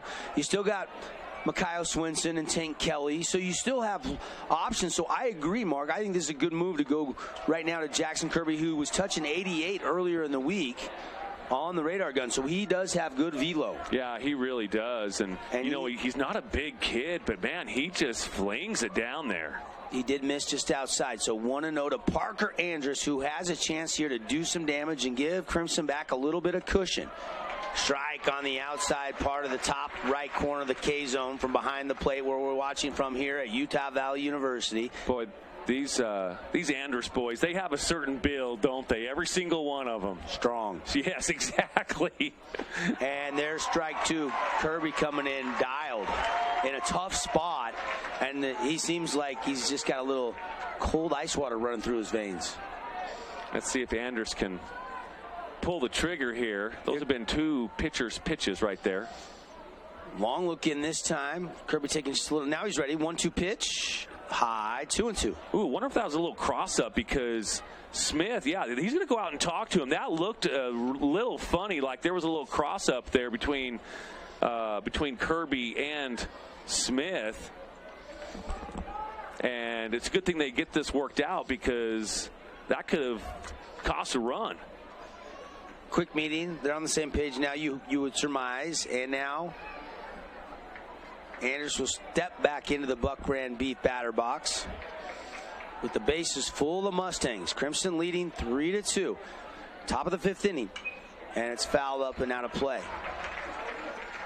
Yeah, these two kind of going at it here. It's been a nice little battle here. Kirby got ahead of him 1-2.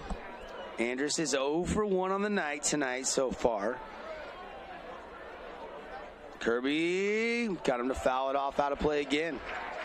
That was over the plate, though, and Andrus had to protect, and he does live to fight another pitch, another pitch. That's a great approach that Andrus takes on that.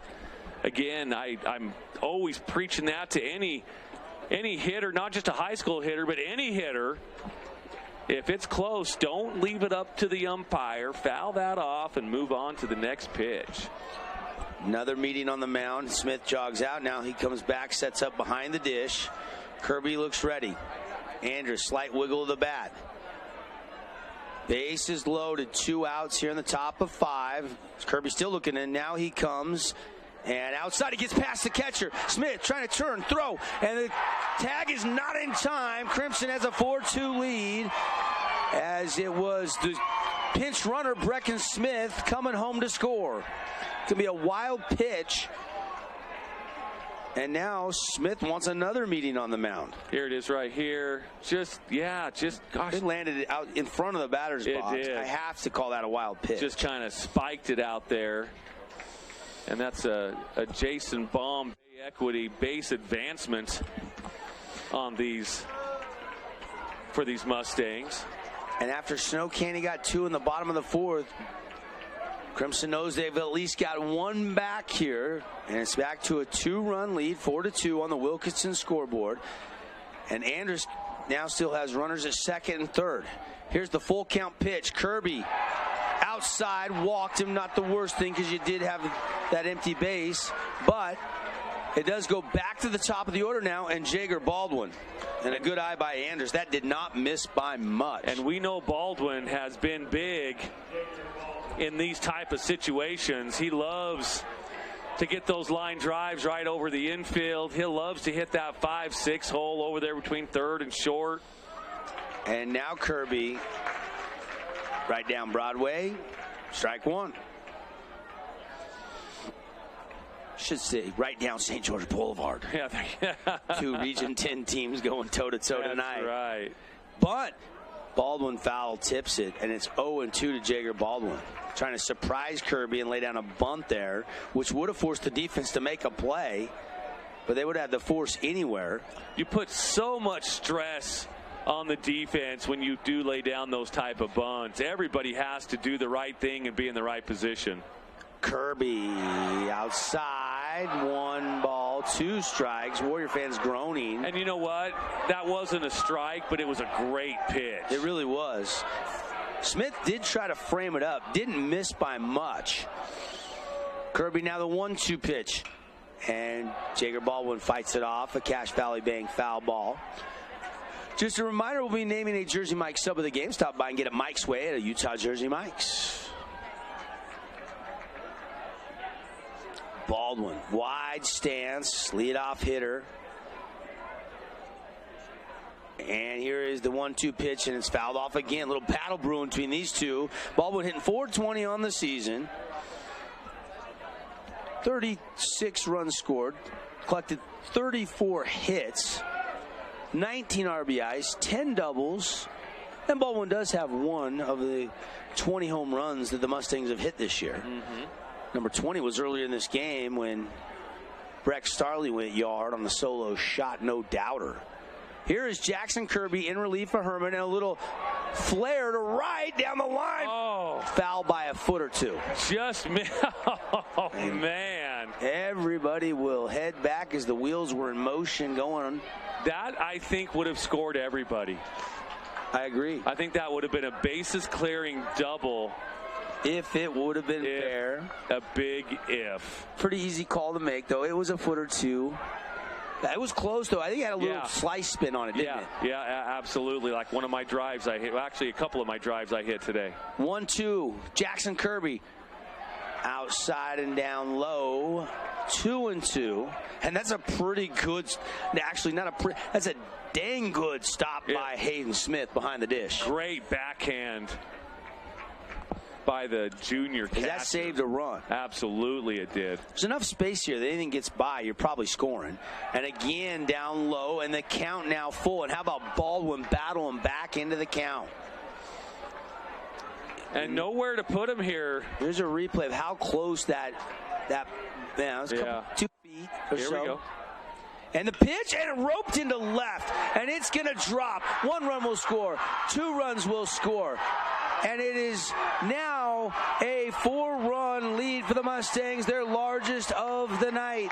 Jager Baldwin, a 2 RBI single into left field, and he just keeps hitting and hitting and hitting, Mark. I'm telling you, there's an argument to be made that he is the MVP of this tournament. Everything that he has done here, look at this, just a nice piece of hitting, line drive right over the infield. And had to be from Corbin Hafen, do I charge this and lay out, or do I one-hop it and try to hit a cut? And he just decided to go ahead. It didn't feel like he could get to that ball, and there was some space there. Ooh, hot shot, foul ball. Everybody's paying attention, though, in the Mustang dugout. And this is all being done with 2 outs. If you remember right, Herb got a quick 2 outs. This has all been a rally stop, 2-out rally. You're right. And the shot, and that gets through. And another run will score. It's 7-2 Mustangs. Here come the Stang Gang, ripping on all cylinders here at Utah Valley in Game 1 of this best-of-3 series in the 5th inning. Already 4 runs have scored. Another blast through the right side. And Baldwin doesn't even hesitate. He's over to the third. So runners on the corners. They have gotten to Kirby here in relief. Now all these runs, the first 3 runs, will be tagged to Herman. Yep. I mean, Kirby had a full count. He was 1 pitch away from getting out of this inning unscathed. I was just thinking that not 15 seconds ago. And Devin. It was a wild pitch. And now we've got the umpire warning somebody or something. Yeah, I'm sure there's a little frustration over there in the Warrior dugout. It's not the dugout. It's a fan. Is it? Or did somebody just get tossed? Is it just a warning? Just a warning. He looked back again. Obviously, the umpire's had enough of whatever's going on, and he's warned a fan of the dugout. I can't tell which, Mark. And Kirby now has to come to the plate with it, and Soto fouls it, trying to bunt, and it comes straight back. So everybody can reset here for a second. 1-1 count on Petey Soto Jr. He's 1 for 3 tonight. Petey watches that one miss down low. 2-1. 7-2 on the Wilkinson South Lighting scoreboard. Again, game 2 tomorrow at noon. Same 2 teams in this best-of-3 series. Mustangs looking to try to take the game 1 lead tonight. They got a 5-run lead after Kirby throws a strike there. Deuce across the scoreboard. Deuce is wild. The true deuces are wild. 2 balls, 2 strikes, 2 outs. Got him. S&S Mechanical strikeout for Jackson Kirby, but the Mustangs do get 4 runs on 3 hits, and they do leave 2 runners on base. And it's a 5-run lead for Crimson Cliffs over the Snow Canyon Warriors. Quick break, message from our sponsors, and we'll be right back. In Utah, we love our sports. At KSL, we live and breathe sports. Wherever the action is. Look who we found in Pasadena. We're there. Wherever you are. Tune in. On air, online, and on the new KSL Sports app. We cover it all. From high school to pro. And the only radio team that's home to the Utah Jazz. KSL Sports Live and KSL Sports Zone. The one team that never stops tracking your teams. Check out this week's edition of TGIF on stgeorgenews.com. TGIF is your weekend adventure guide to all the fun and exciting things going on in southern Utah this weekend. Find this week's edition at stgeorgenews.com and click the shows on the menu tab. Have a blast.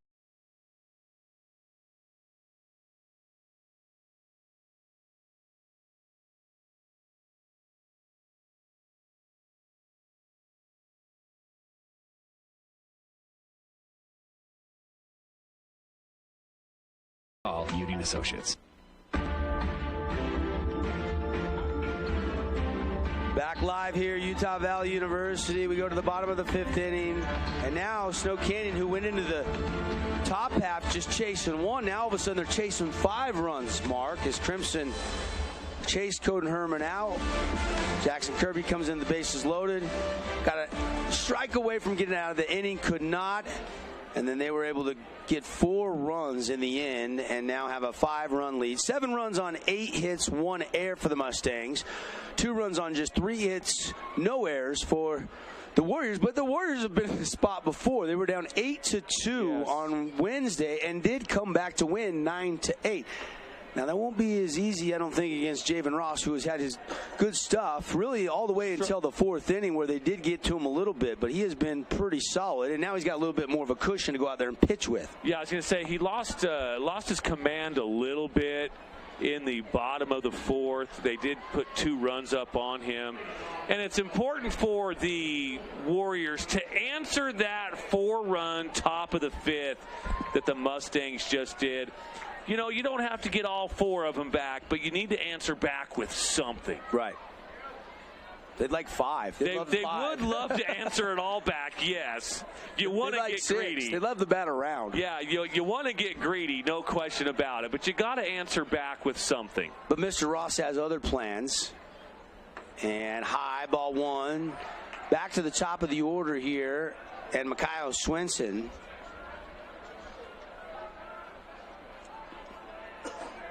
Swenson getting his 3rd AB of the game, looking for his first hit of the night. And that one missing. Not by much. You kind of see Javen give a look like, where did that miss at? But 2-0 the count now. Crimson with the 7-2 lead on the scoreboard. And that one missing as well, 3-0.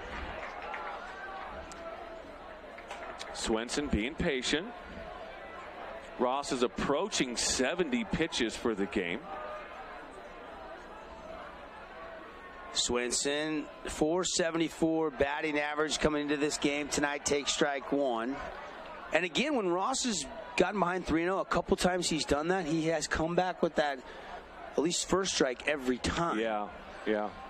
And I think at some point the Warriors are going to start swinging at that. I mean, I always want him to take on that fourth pitch, but. And he lost him there. Oh, no, he did not lose him there. Warrior fans do not like that call.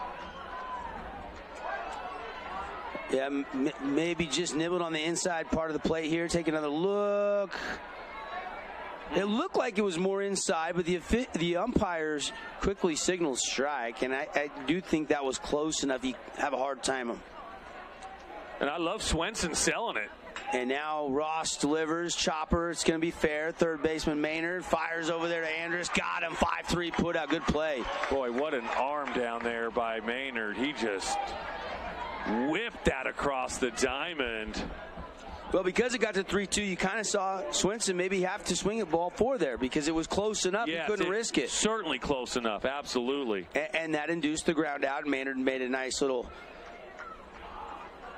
transfer and throw, and you're right, he put a little mustard on it, a little relish, a little sauerkraut. Oh yeah. Ross now one away, and there's a rip shot by Seekers twisting down the line. It's a foul ball. Oh boy, if that would have stayed fair, that was gone. That was plenty of length to leave the yard, no doubt. I'll tell you what, he just kind of flicked that barrel out there and just put it on a rope. Well, when I asked Coach Seacrest about the differences between Brogan, Brock, Cannon, the other older brothers, he said Cruz spent a lot more time in the weight room at the high school level younger than they did. Now he goes the other way with a hard foul ball. Now, Coach Seacrest, on that same conversation a couple weeks ago when I had him on my radio show, he wouldn't commit to anybody when I asked him who the best Seacrest brother was. But that was the one thing he pointed out that was something he loves about, and you know, Brogan gets a lot of credit for that because he's getting into that, you know, doing a lot of strength and conditioning, and he does work out with a lot of crew and his teammates and kids from the region. And there's such an emphasis on getting into the weight room. Swing and a miss. Ross fired up. It's an S&S mechanical strikeout. Another K hanging on the board. And for Javen Ross, that is strikeout number 5 of the night. On the K meter, S&S Mechanical. Get your AC tune-ups. Got great rebates back with the hot weather coming. Go to SNSairconditioning.com. Coach Seacrest now wants to chat about something or make a move here. What's he doing? He's not happy about something. And now, quick chat is over. We've seen Coach Abbott come out, ask for some help. We've seen Coach Seacrest out. Both these teams want the ship, man. Absolutely. And they want it bad. Absolutely. This is a rematch from last year. Snow Canyon saw Crimson dogpile at Bruce Hurst Field at Utah Tech University. Big cut from Ryder Harrison and a swing and a miss, strike 1. Yeah, that was a big cut by Ryder, who is designated hitter tonight, not playing in the field. Not because he lacks defense, but just a precaution. 417 batting average, 7 home runs. He's got 28 RBIs. Left-handed hitter. Hayden Smith is the guy that leads the Warriors with 36 RBIs this year. But as you would imagine, as he fouls that one off, with the team hitting 358, plenty of RBIs to go around. Seacrest has 24. Swenson has 23. Ryder has 28. 35 for Sam Lindsay. He's second on the team in runs batted in this year. 26 for Tank Kelly. So a lot of guys, you know, pushing up over 20 RBIs this year for Coach Reed Seacrest. Right. He's got a lot of good hitters in this lineup. See if Ross gets him to chase something out of the zone here. And good plate discipline by Harrison. Ball 1. Ryder just a junior. I think this kid's got Division I college potential. The way he swings the bat. And good eye, and that one gets away from Breck Starley, but nobody on base, no problemo. And it's 2-2 the count now. The wind's still blowing out, maybe 8-10 miles per hour here at UCCU Ballpark. They call it doTERRA Field and UCCU Ballpark. And we appreciate UCCU, our streaming sponsor with KSLSports.com. If you're listening on radio on the Fan Sports Network and you're heading home for the night, I invite you to watch the finish. We're in the bottom of the fifth, 7-2, and it's chopper playable. Andrus is going to take it to the bag unassisted. And we go to the sixth. Mustangs by 5 on the Wilkinson scoreboard on the Fan Sports Network. Hope you'll stick around. I'm Aaron Crane, host of the Region 10 Recap. Want to relive the highlights of the game? Look for the Region 10 Recap every week. Just follow St. George News on Facebook or go to stgeorgenews.com. This cheesesteak is so freshly grilled, you could still hear it sizzling. I can hear it too. Me too. Actually, it's the Cheesesteak? grill. Grilled right in front of you. It's a Jersey Mike's thing. Inspired design. Ultra quiet operation. To you, it's a Bryant Evolution cooling system. To us, it's the ultimate machine.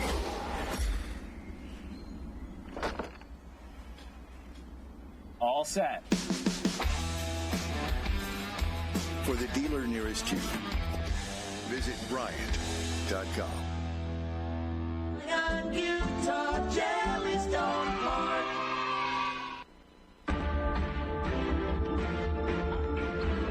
New pitcher as we welcome you back here to our coverage presented by the Boulevard. And this, I believe, is Spencer Gunn, Mark, in to pitch for Snow Canyon.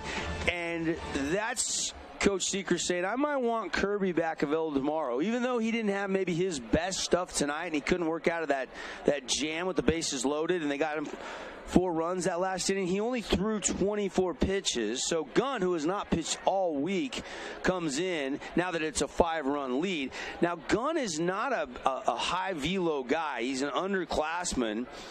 Looking at his warm-up pitches, probably the fastball just in the high 70s. You know what? That can really throw these power hitters off. And he has to start off with Evans. Hello, Gunn. Gunn, look at this. Gets a pop-up over to first Loveland. He kind of stepped on the bag, then finds some space off the bag and makes the catch right in foul territory. Evans a little frustrated with himself as he was taking that first pitch and popped it up for out 1, and here's Brexton Starley stepping in. Yeah, I've seen some of these lower velocity guys come in and really give great hitters fits because their timing is just off. And that pitch from Gunn missing, ball 1. I don't have any varsity stats for Gunn. I know he's pitched a bunch of JV this year. And he hasn't pitched in the state tournament, but I was talking with Coach Brandon Lyon, the pitching coach of the Warriors, and he said he really has a lot of confidence in Gunn if he needs him. He mentioned his name when we were talking about, pitching and potential guys. That was back at the start of the week. And here we are on a Friday night in the 6th inning, and Gunn is in, and now a slow roller. Gunn's going to go get it himself. He's going to throw, but it's not going to be in time. Breck Starley beats it out. It's going to be an infield single. Starley is a very fast runner for how big of a kid he is. He is very quick, very fast out of the box. And he'll immediately get a pinch runner. Skinner will come into pitch run for Starley, who's catching tonight. Saw him get the win last night. Or was it a save situation for Brex? No, he actually got the win on that. Yeah. If he got the win last night, 4-2 over Dixie to get into this best-of-3 series. This is game 1 tonight. Here is Tyler West. West 1 for 3 this evening. And, he might only throw 78, 79 with the fastball, but it looks harder than that, doesn't it? Now he wants a new baseball. Yeah, it kind of does to me. And by no means, I don't think this is Sechrist throwing in the white flag either. No, I think he's just, maybe thinking, saving, looking ahead a little bit. Well, yeah, I mean, you went to Kirby. He had a lot of confidence. you want to save, maybe saving Swinson for a potential start tomorrow night. Yeah. You got Goats and Andrew Lyon that will be back available tomorrow night. You got to be thinking about maybe playing 2 tomorrow night if this score holds up. You got to think of all the scenarios. Right, absolutely. And those are the decisions that I certainly don't want to make, but that's why these. And I agree with you. I mean, Gunn, the name Gunn, and his older brother played a couple years ago. Yep. Dad's a chiropractor, Gunn chiropractic, right there on Bluff Street. Yep. That's right. And there's a pitch fought off the other way, and this one could be trouble, and a twisting foul by a foot or two. Boy, that was close over there. Very similar to that hit we had earlier in the game down the right field line. Just a Cache Valley Bank foul ball, and strike one. And West has to go back and get the bat. He was going with good speed. Rocking those Jordans, those original J cleats that Mark loves. Oh, I had a pair of those basketball shoes when they came out originally. West slaps it to Sechrist. Sechrist is going to go over to first. Not in time. Sechrist looked like he was crossed up a little bit there and just didn't get the throw out of the glove cleanly, it almost appeared, and everybody is safe. He's going to the bag to cover. That's exactly right. He was going to cover. But then he double clutched the throw. Yeah, he had to go back and get the ball. So good timing here by the Mustangs to put the runner in motion. We've seen Crew make play after play after play, but could not make that one. They do rule that a hit. There's no fielding there. Yeah, the throw was there. It was just late. There was no really anything to tag him with an error on, so it's going to be an infield hit. That'll be the 10th hit of this game for the Mustangs, and the first off of Gunn. And here's McKay Wright watching another ball come in from Gunn. 2-0.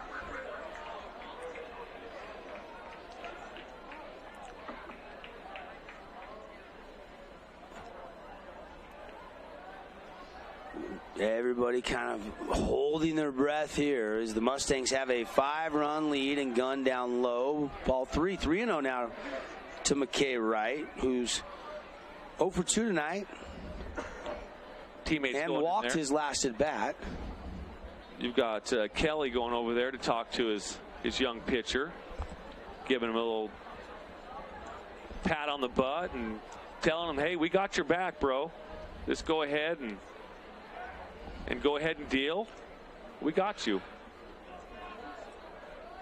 Here comes the 3-0 pitch from Spencer Gunn, and there's a fastball that's over the plate for strike one. McKay Wright was clearly taken. And we'll see if he's taken again here, because a walk would load the bases. Or does he get green light if he likes it to go? Mustangs already. I think he has a green light.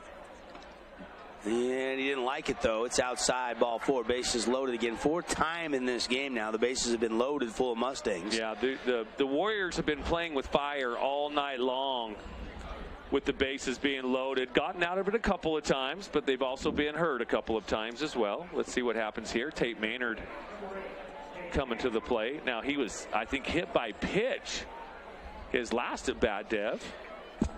Yeah, he's officially 1 for 2, and this is his 4th AB of the game at least. So swinging a big cut there for Tate, and he couldn't find it. You can see you have to kind of dig in the hands on the turf to try to maybe get a little sweat off the palms there. Well, and both Maynards, they go old school. Neither one of them use batting gloves. They go no gloves. And a foul up and out of play. It's 0-2 on Tate Maynard. 1 down. We're in the 6th. Top half. Maynard at the plate. Wright just walked. And now here comes the 0-2 pitch. High. 1-2 the count.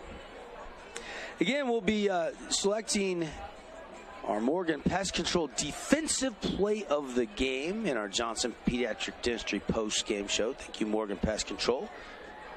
Summer weather, make sure you get your monthly service or semi-annual service. Or there's a fly out to right. That'll be a sack fly, and a run will score. So Tate Maynard picks up a ribby. Skinner, the pinch runner, comes home, and it's now 8-2. Crimson a 6-run lead, and now Parker Andrus will step into the Buck Brand Beef batter box. Everybody moves up. Except for the runner at first. He stays put. He stayed at first. Didn't try to tag with that fly out to right.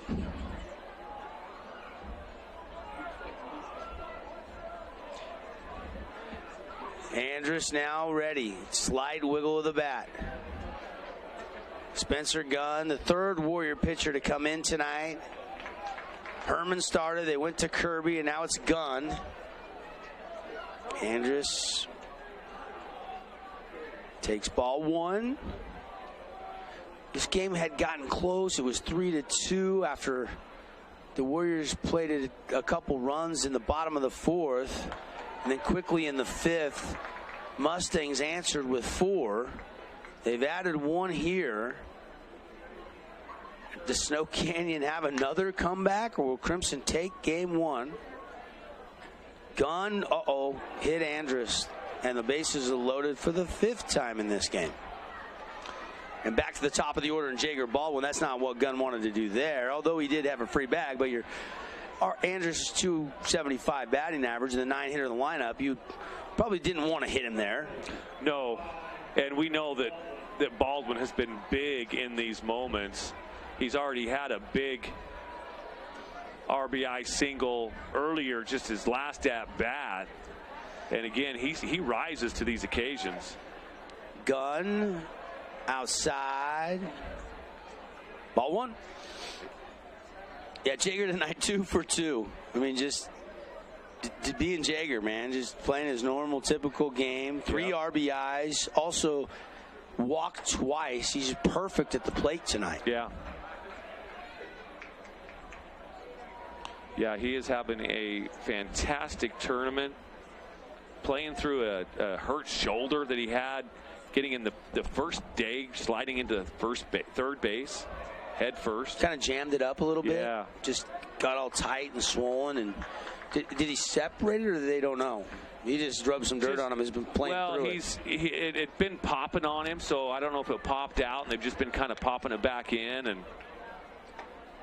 And Baldwin will walk. He's aboard for the 5th time tonight. 2 hits and 3 walks. Jager Baldwin has been on base after every at bat. And multiple RBIs. 3 ribbies tonight.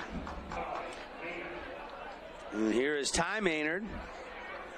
And here comes Brandon Lyon out to check on Spencer Gunn. There's nobody warming up in the bullpen, so if Snow Canyon were to make a move, you would assume it's somebody already out there playing right now. Right.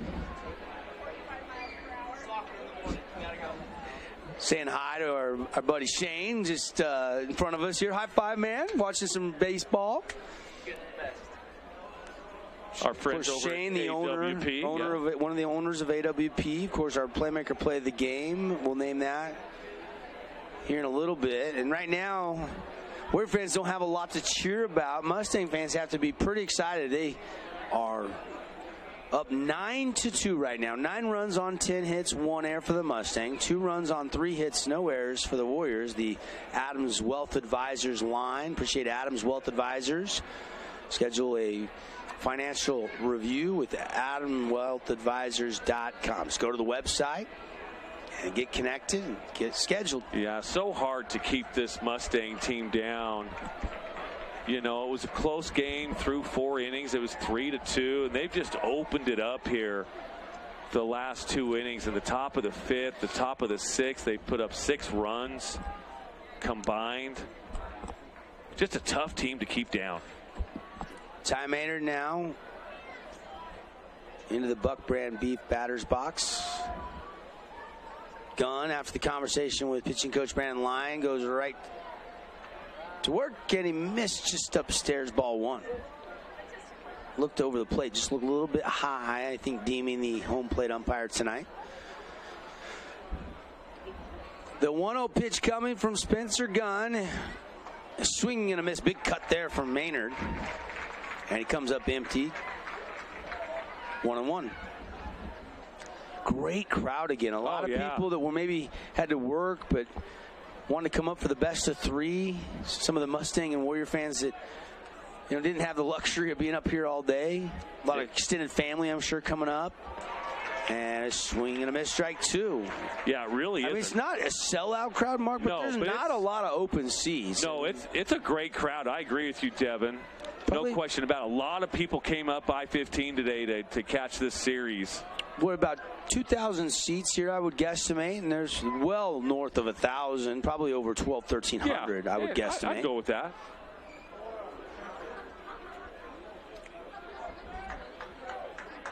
Yeah, great crowd. They all seem to be in it. I mean, we've got a 9-2 ball game here, but it just got separated here just as of recent. That pitch just misses for a ball. 2-2 the count. Tonight's game brought to you by Mountain Land Supply. Mountain Land Supply, your home for Bryant AC. For your home or for commercial air conditioning, stop by Mountain Land Supply in St. George. We've had a lot of hits and runs scored. Haven't had a lot of steals today. We certainly want to do a shout out to Jason Baum and Bay Equity. P. Soto swiped one bag. Yeah. And that one pushed foul off the bat of Ty Maynard, out of play down the first base right field line. Count 2-2. I did a refi with Jason Baum and the Baum squad about 2 years ago, 2 years ago, and made the process very, very easy. And boy, we are certainly glad that we did that. Need a loan? BaumLoans.com. BAUM loans.com. Seacrest came over. What did he do? He switched mitts? Looked like went to the dugout, asked for time, and now he's back to shortstop. Maynard crowding the plate. He's up on that plate right now. Bases loaded. Deuces wild. A swing and a drive up the middle. Seacrest unassisted, touched on second base, and that'll do it for the top half of the sixth. Not before 2 runs on 1 hit, and the Mustangs extend the lead to 7 runs. Largest lead of the night, 9-2 on the Wilkinson's House of Lighting scoreboard. We go to the bottom of the 6th when we come back here on the Fan Sports Network and on KSLSports.com. Did you know that St. George News has a new app? Download the St. George News app today and stay up to date on everything happening in Southern Utah. Get instant notifications on news, weather, sports, and more. Download the app today and get your local news now.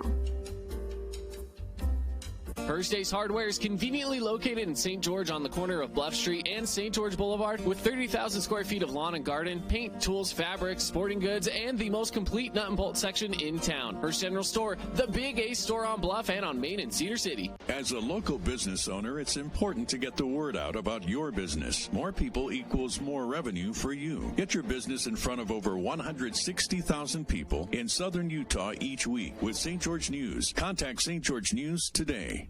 Region 10 Sports is brought to you by Nets on Fire, the premier training and event facility in Southern Utah. High-level individual and group training catered to your athlete, plus the best camps, clinics, tournaments, and showcases in the West. Visit netsonfire.org.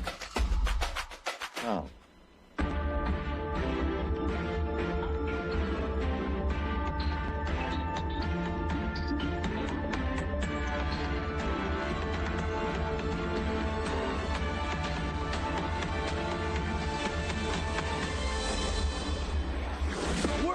Here, we've been up here having fun.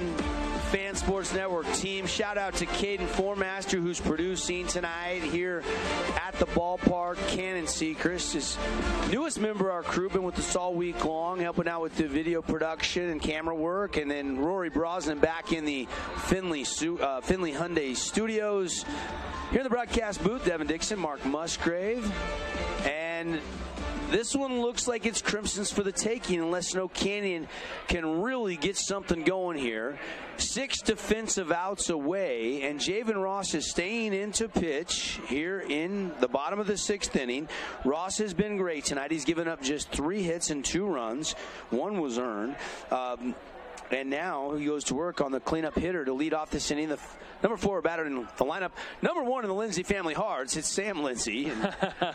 Lefty on righty matchup. Ross first pitch, and it's fouled up and out of play. Cache Valley Bank foul ball. You know, the Warriors have put some good swings on some of Ross's pitches, but they just can't hit them between the chalk. Ross is just kind of been cruising. Other than the bottom of the 4th inning, he's just kind of been cruising. And that pitch right there is when you know a pitcher's on, when he can locate the off-speed breaking ball like that, as it's now quickly 0-2 now to Sam Lindsay. Foul, and then the called strike, and now Sam's got to try to protect the plate again. We'll see what Ross.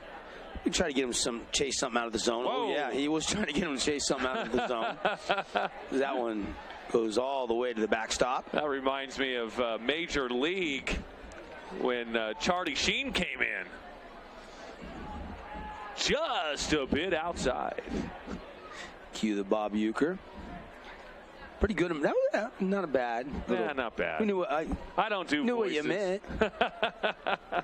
And Ross wanted that one, but it must have broke low or just a little inside. And Lindsay's worked back to 2-2 in the count.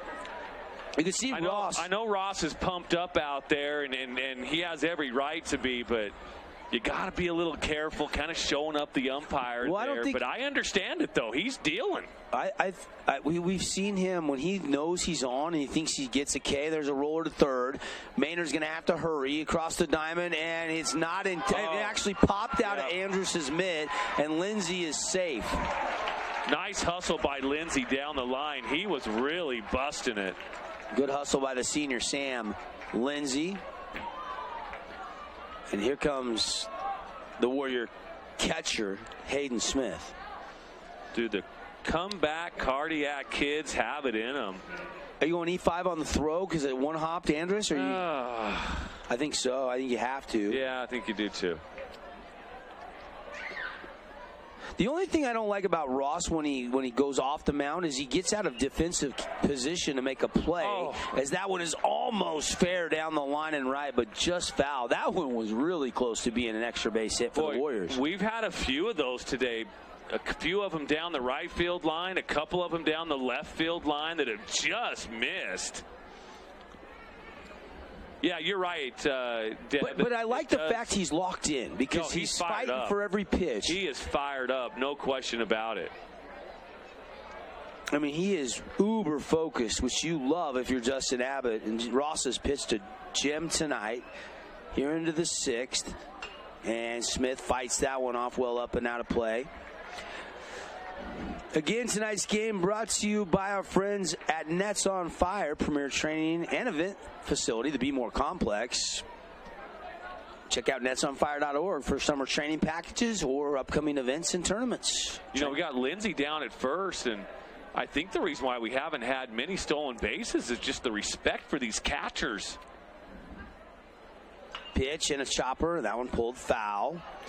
Just a reminder, our Bucks Ace Hardware look ahead. Game 2, no matter how the final score tallies up in this best of 3 series, it's a noon first pitch, so we'll be on the air right around 11:40 with our pregame show tomorrow, leading up to that first pitch at noon.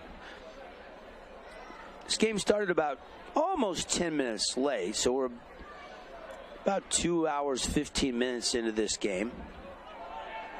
About a 7-10 first pitch. Boy, it was cruising right along through 4 innings. Last couple of innings have gone a little bit longer for sure. You know, 2 teams are going to fight to the bitter end, right? Yeah, absolutely. Outside from Ross. During the regular season, I had a chat with Justin Abbott, the Crimson head coach in his 4th season. Came in right as the head coach in 2019 when they opened the new school. And then obviously COVID hit that first year. he had to build this class up through and state championship in just their third year and trying to go back-to-back. And he said, you know, when Ross starts to get a little bit tired, he will miss high and away, but he comes right down the middle, and that's a slow roller. They'll get one, Soto relay over, and a double play, 4 to 6-3. It didn't look like it happened quick enough, but they do turn 2. It was a slow roller. I didn't think that he would have time to get it over to first, but boy, I'll tell you what, Soto Jr. just with the gun that he has on that right shoulder gets him out of first. Here is Damon Ince now. Double play ball. Javen Ross right at 90 pitches now, I believe. Mark, is that what you're seeing? It is, yep. I got 91. 91. Now 92. Okay. So we're bottom 6th, 2 outs. 110 is the max, plus you can finish the batter if you start under the 110 threshold. The question right now is, can Ross go the distance? Because obviously he won't be able to pitch the rest of this tournament. Well, but he has done his job tonight. Absolutely. 2 runs on 3 hits. He's gone minimum, probably 6 innings for sure. And depending on how much of a fight that Ince has against him, we'll see where the pitch count goes to. And Ross has been simply tremendous all year long. I mean, every time we've broadcast a game when Ross is pitching, it has been a phenomenal start. Yeah, whether he goes 4 or 5 or 6. This isn't lightning in a bottle or a flash in the pan. I mean, he is a legit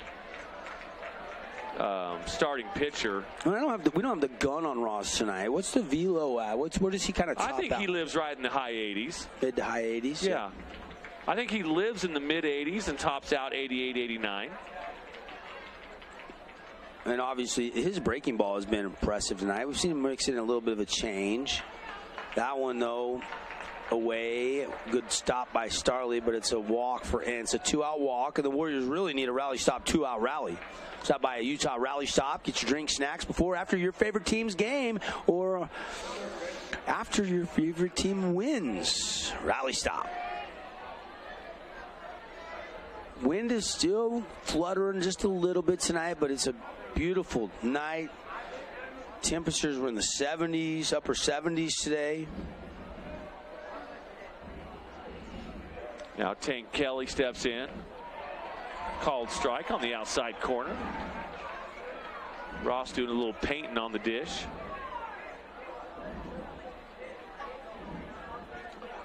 And now wind blowing out still a little bit. It's been constant, that little breeze. TK, here comes the pitch, and he pulls it to Soto. Soto goes to second, and that'll do it. Ross through 6 has been great. The defense behind him, although they do have a couple errors, overall has been tremendous, especially after we saw that double play and then a nice backhand there by Petey Soto. Petey Soto flashing the leather. Mustangs flexing their muscles. The defending state champs lead by 7, 9-2 on the Wilkinson scoreboard. Hey, it's Sheldon Demke. Check out the latest episode of What's on the Menu, a behind-the-scenes tour of local restaurants. We'll see some of their favorite dishes and get an inside look on how these dishes are prepared. Check out this week's episode at stgeorgenews.com and click the shows on the menu tab. Adams Wealth Advisory is a financial planning firm that is combined with an investment firm to provide the best possible outcomes for our clients. I always believe if you're intentional with your financial plan, things are going to work out really well for you. Visit AdamsWealthAdvisors.com or call 752-1702 to schedule a time with an advisor today.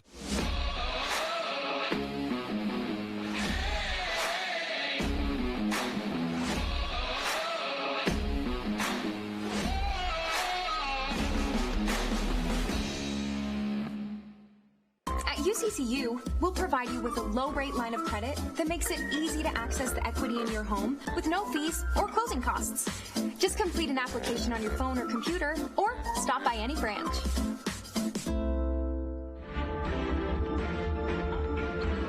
Hey, welcome back, everybody. Crimson Cliffs leading here tonight in Game 1 of this best-of-3 series presented by the Boulevard for over 48 years, making your house more like home. Petey Soto to lead things off. Devin Dixon, Mark Musgrave, our entire Fan Sports Network crew. Coming at you on KSLSports.com. We'll have the exact same lineup tomorrow as we've had all week. The Fan in Southern Utah on radio, KSLSports.com. Links are up on our website. And if you can't make it to the game, thanks for tuning in. And first pitch missing. It is still Gunn out there pitching for the Warriors. So working into second inning in relief for Spencer Gunn. And Devin, you've inspired Landon, apparently. He's been out there practicing his play-by-play, Macy just told me. Nice. So you might have a little competition on your hand here in a little bit. I love it. Hey, I love it. I've had the chance to work with a lot of interns over the years that have come through. And Petey Soto, an SNS mechanical strikeout for Gunn. He's down swinging. And I take a lot of pride in the fact that Jordan Buscarini is up in Price. Yeah. Doing Drive Time Sports. Robert Lovell, who had an internship with me, is out in Richfield and does a lot of the Mid-Utah radio games. I've met him a few times. Max Christensen, current Utah Tech football player, has got his own show at the university. Ryan Ball, who's been a former past intern and I kept on as an analyst, just got hired as the Snow Canyon basketball coach. Yeah, that's right. We got 3 new coaches in Region 10 basketball. Crimson Cliffs, Kent Fairborn went to an admin role. Yep. So Scott Murdoch is taking over as the head coach. Pineview is expected to name their head coach probably sometime first part of the week. We'll see who that ends up being. And then obviously Ryan Ball. So we've got some new coaches in the region. And we were just talking with strike 3. Wow. And Trey Evans goes down on strikes, and here comes Breck Starley. If you joined us late earlier in the game, donut run home run. Watch this. Breck Starley, watch where this ball gets to, folks. This was a no-doubt home run. Jeez. Way up off secondary fence here. It was amazing. That was power on display. And Starley takes a big cut there. And it fouls straight back. We were talking with Michael Winslow. Yeah, they just named a volleyball coach. They have selected one. They haven't named it yet. Well, I mean, they're boys volleyball, which is going to be a UHSA sanctioned sport. Now I forget the name. He told me this can be their volleyball coach. Oh, yeah. But the girls. Yes, volleyball. Because their former coach went to an admin role as well, I believe. Right. And they're expected to announce that first of the week. Yeah, get these baseball, softball, track tournaments over where we can kind of direct our attention to some of those announcements. And a swing and a miss, and it's now 2-2 to Breck Starley. Speaking of the 4A state track meet, and that one now makes it a full count. Number of great performances over there at BYU, just up the street here. And a shot up the middle, and Starley has another hit. The Desert Hills girls and the Snow Canyon boys each won the 4A 4x200 state championship. Okay. Torrey Conrad Pineview won the 4A high jump. Pineview girls are 4x8 state champs. Austin Eaton, Pineview took second. Trey Despain, Pineview, boys state 3200 champ. So we've seen some state championships for some region. I don't have all of that at my fingertips, but there's a few that I've heard of today. Sure. West foul ball, strike 1. Oh, it won the count. 2 outs here.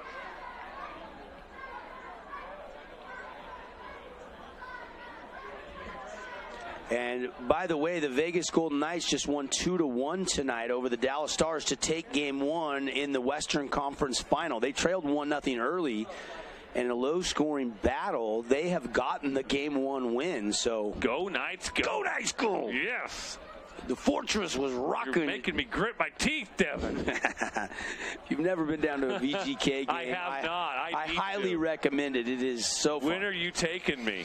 I got hooked that inaugural season. I went to all the playoff series, and I might still be playing 5 years, 6 years later. I might be still paying that credit card off, but it was unbelievable, and I've been hooked on the nights ever since. I grew up in the state of Washington, where we had a Western Hockey League, the Tri-City Americans, and we used to go down to those games. But I never really fell in love with the game until the Vegas Golden Knights, Vegas-born, came into the NHL.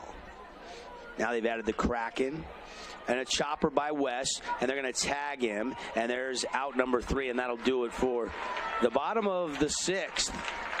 We go to the 7th. Oh, that was the top of the 7th.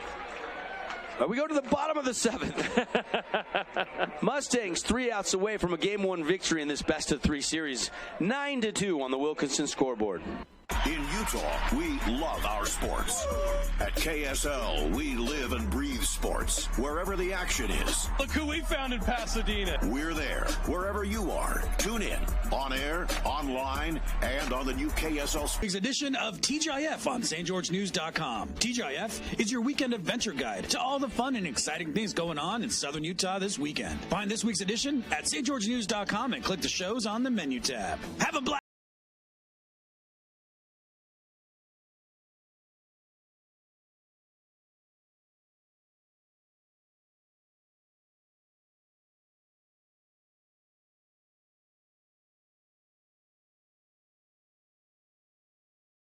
Thing.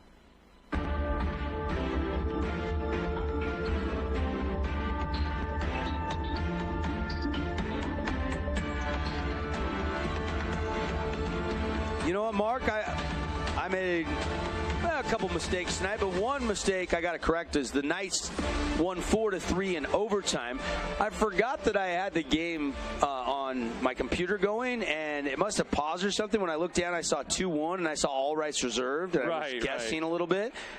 And it's actually a 4-3 overtime win for the VGK tonight. Boy, that must have been a crazy time in T-Mobile Arena. Yeah. Of course, round 2, we watched a little of the PGA Championship this afternoon. Yeah. Got a 3-way tie atop the leaderboard with Scotty Scheffler, Corey Connors, and Victor Hovland. They're all 5 under. Bryson DeChambeau's lurking at 3 under. Koepka made a run today. He's at 2 under.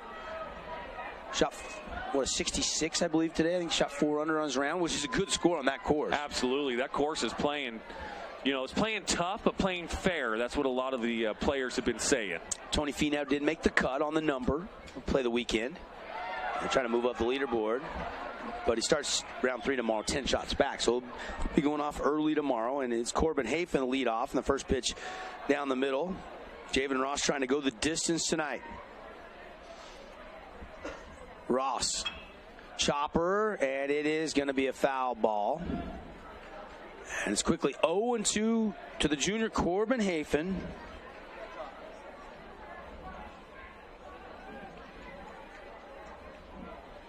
And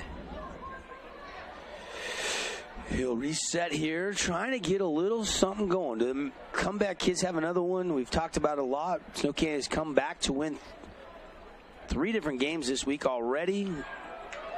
And, of course, they were the only team that had not lost a game coming into this game tonight. Crimson had to battle back through the one-loss side of the bracket to get into this best-of-3 series. They lost Monday, cleared back on Monday, 5-1 to Green Canyon. But since then, they have been rattling the bats. And behind Ross tonight as Corbin lifts it into center. Ty West underneath it. And out number 1. Projected starters tomorrow. We'll talk about that. We'll get you some highlights. We'll run down all the Adams Wealth Advisor statistics. We'll also name all of our award winners in our Johnson Pediatric Dentistry post-game show when this one's over. 9-2. Mustangs look like they're closing in on a victory. 2 outs away. And we got a pinch hitter. Ledger Ship has come in to hit here for Braden Loveland, and then Mikhail Swinson will, top of the order, step in here. Ross down low, ball 1. Yeah, it's looking like it's going to be too high of a mountain to climb for the comeback cardiac kids tonight. Down to their last 2 outs. Especially against Ross, because he has just been dealing tonight, hasn't he? And they're going to see another lefty tomorrow in Bo Sampson, I surmise. Yeah, it doesn't get much, if any, easier in the first game tomorrow. probably a little more obvious who the Mustangs will throw than the Warriors. The Warriors do have some different options. Now, they could throw Morris in game 1-2 tomorrow. Yeah.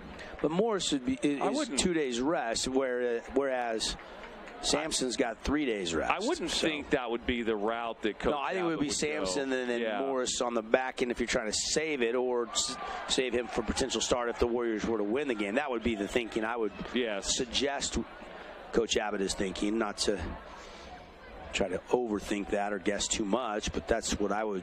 And if they have a 4-2 lead, 5th inning, and Sampson struggles a little bit, I bet Morris would come in as well. Ledger's ship draws a one-out walk, and Ledger went 2 for 2 on Wednesday when Ryder Harrison ran into the wall and had to leave the game. Of course, he's back tonight, so Ledger getting a little pinch hit walk.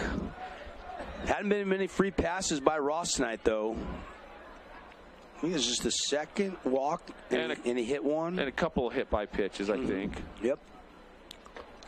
Swenson taking, and that bender falls right over the plate for strike 1. Yeah, that's a confident pitch right there when you're throwing that with your first pitch at bat.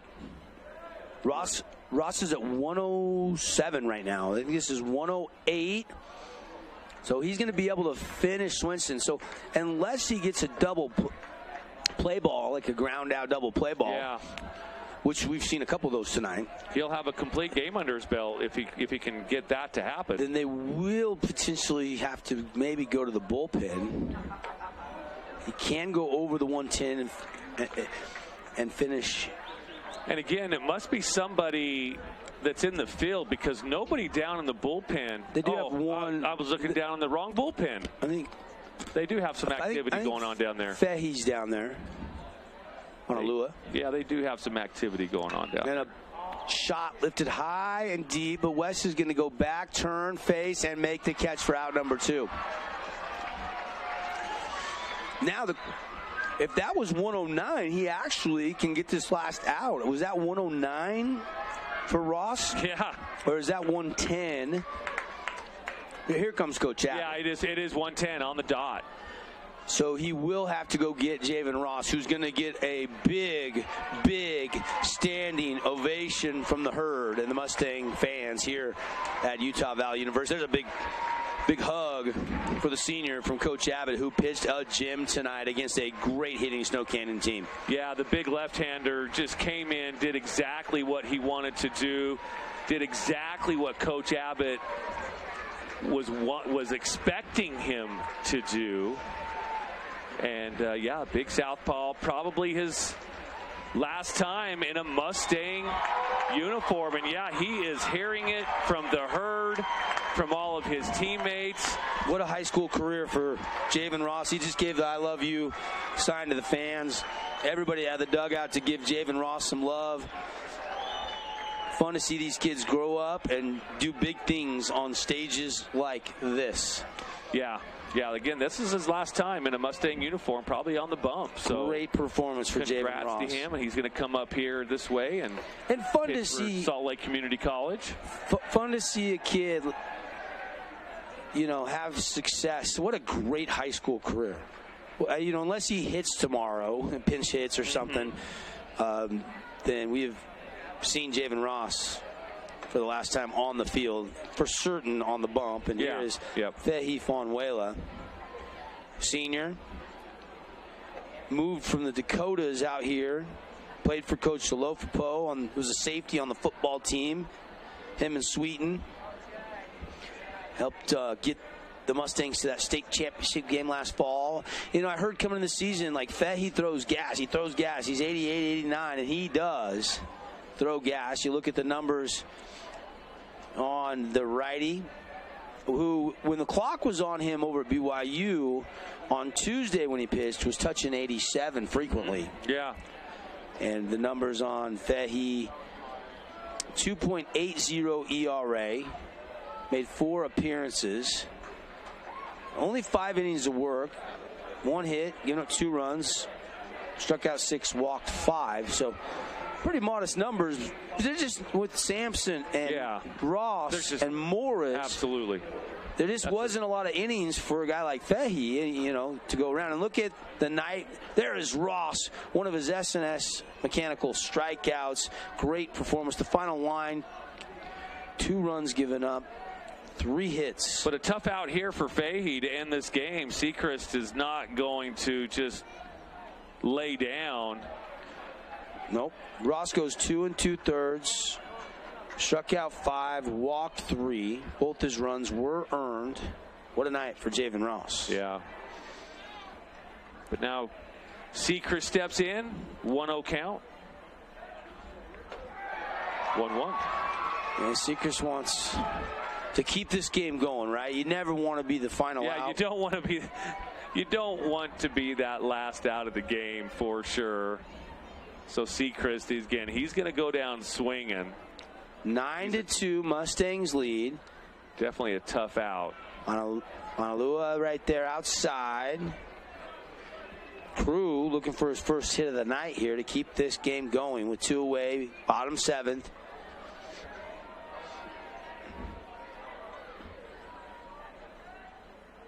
Outside. 3-1 the count now on Crew Sechrist, who's had an unbelievable season. He'll be back next year. He'll be back tomorrow, Yeah, that's for sure. Tomorrow. Yeah. I'm jumping the gun a little bit, I guess. And there's Crew Sechrist with a seeing-eye single, hit well over the second baseman, Ty Maynard. Ship after walking, he's down there, and we move on to Ryder Harrison. Good piece of hitting by Crew right here. And Crew has just been raking this year, hitting north of 400. And another tough out steps in on the other side of the dish, left-handed batter's box. Harrison stepping in. Ryder officially tonight 0 for 2. So he's kind of due the way he swings it. Kind of like Crew was. These good hitters, you're seeing a righty now, which is probably kind of helpful for Crew. Yeah, for see sure. how it works out for Ryder. He's seen a lot of righties all year. And that one now makes it 2-0. Some groans from the Crimson fans. They wondered where that last pitch was. Yeah, they're wanting to go get some dinner, end this game, and go out to dinner for sure. And called strike. Manalua out there. Senior. 2-1 the count. 2 outs. Warriors down to their final out here. Down by 7 runs. Outside corner. Strike 2. Good pitch there by Fahey. Just painted that outside corner. Harrison doesn't really agree with it. He kind of asked the umpire, is that as far out as it can go? And the umpire said, yes, sir. Deuce is wild on the scoreboard here. 2-2 count. 2 outs. Bottom 7th. Harrison trying to do what Sechrist did and keep this game going. And a swing and a miss, and it's over. Crimson takes game 1. 9-2. An S&S mechanical strikeout for Fahey Manalua. And the Mustangs and the Warriors will be back here at noon tomorrow for game 2. First loss inside the state tournament for the Warriors. They'll have to win 2 tomorrow if they want a dogpile home plate. They'll be facing elimination in that first game. Crimson knows with a win, they will be back-to-back state champs, and we'll have it for you. Not done yet, though. We'll take a break, come back, clean it all up with our Johnson Pediatric Dentistry post-game show, hand out some awards, go through the Adams Wealth Advisor statistics, and set the table for tomorrow's game as well. Stick around. 9-2, the final on the Wilkinson's House of Lighting scoreboard. Mustangs get game 1.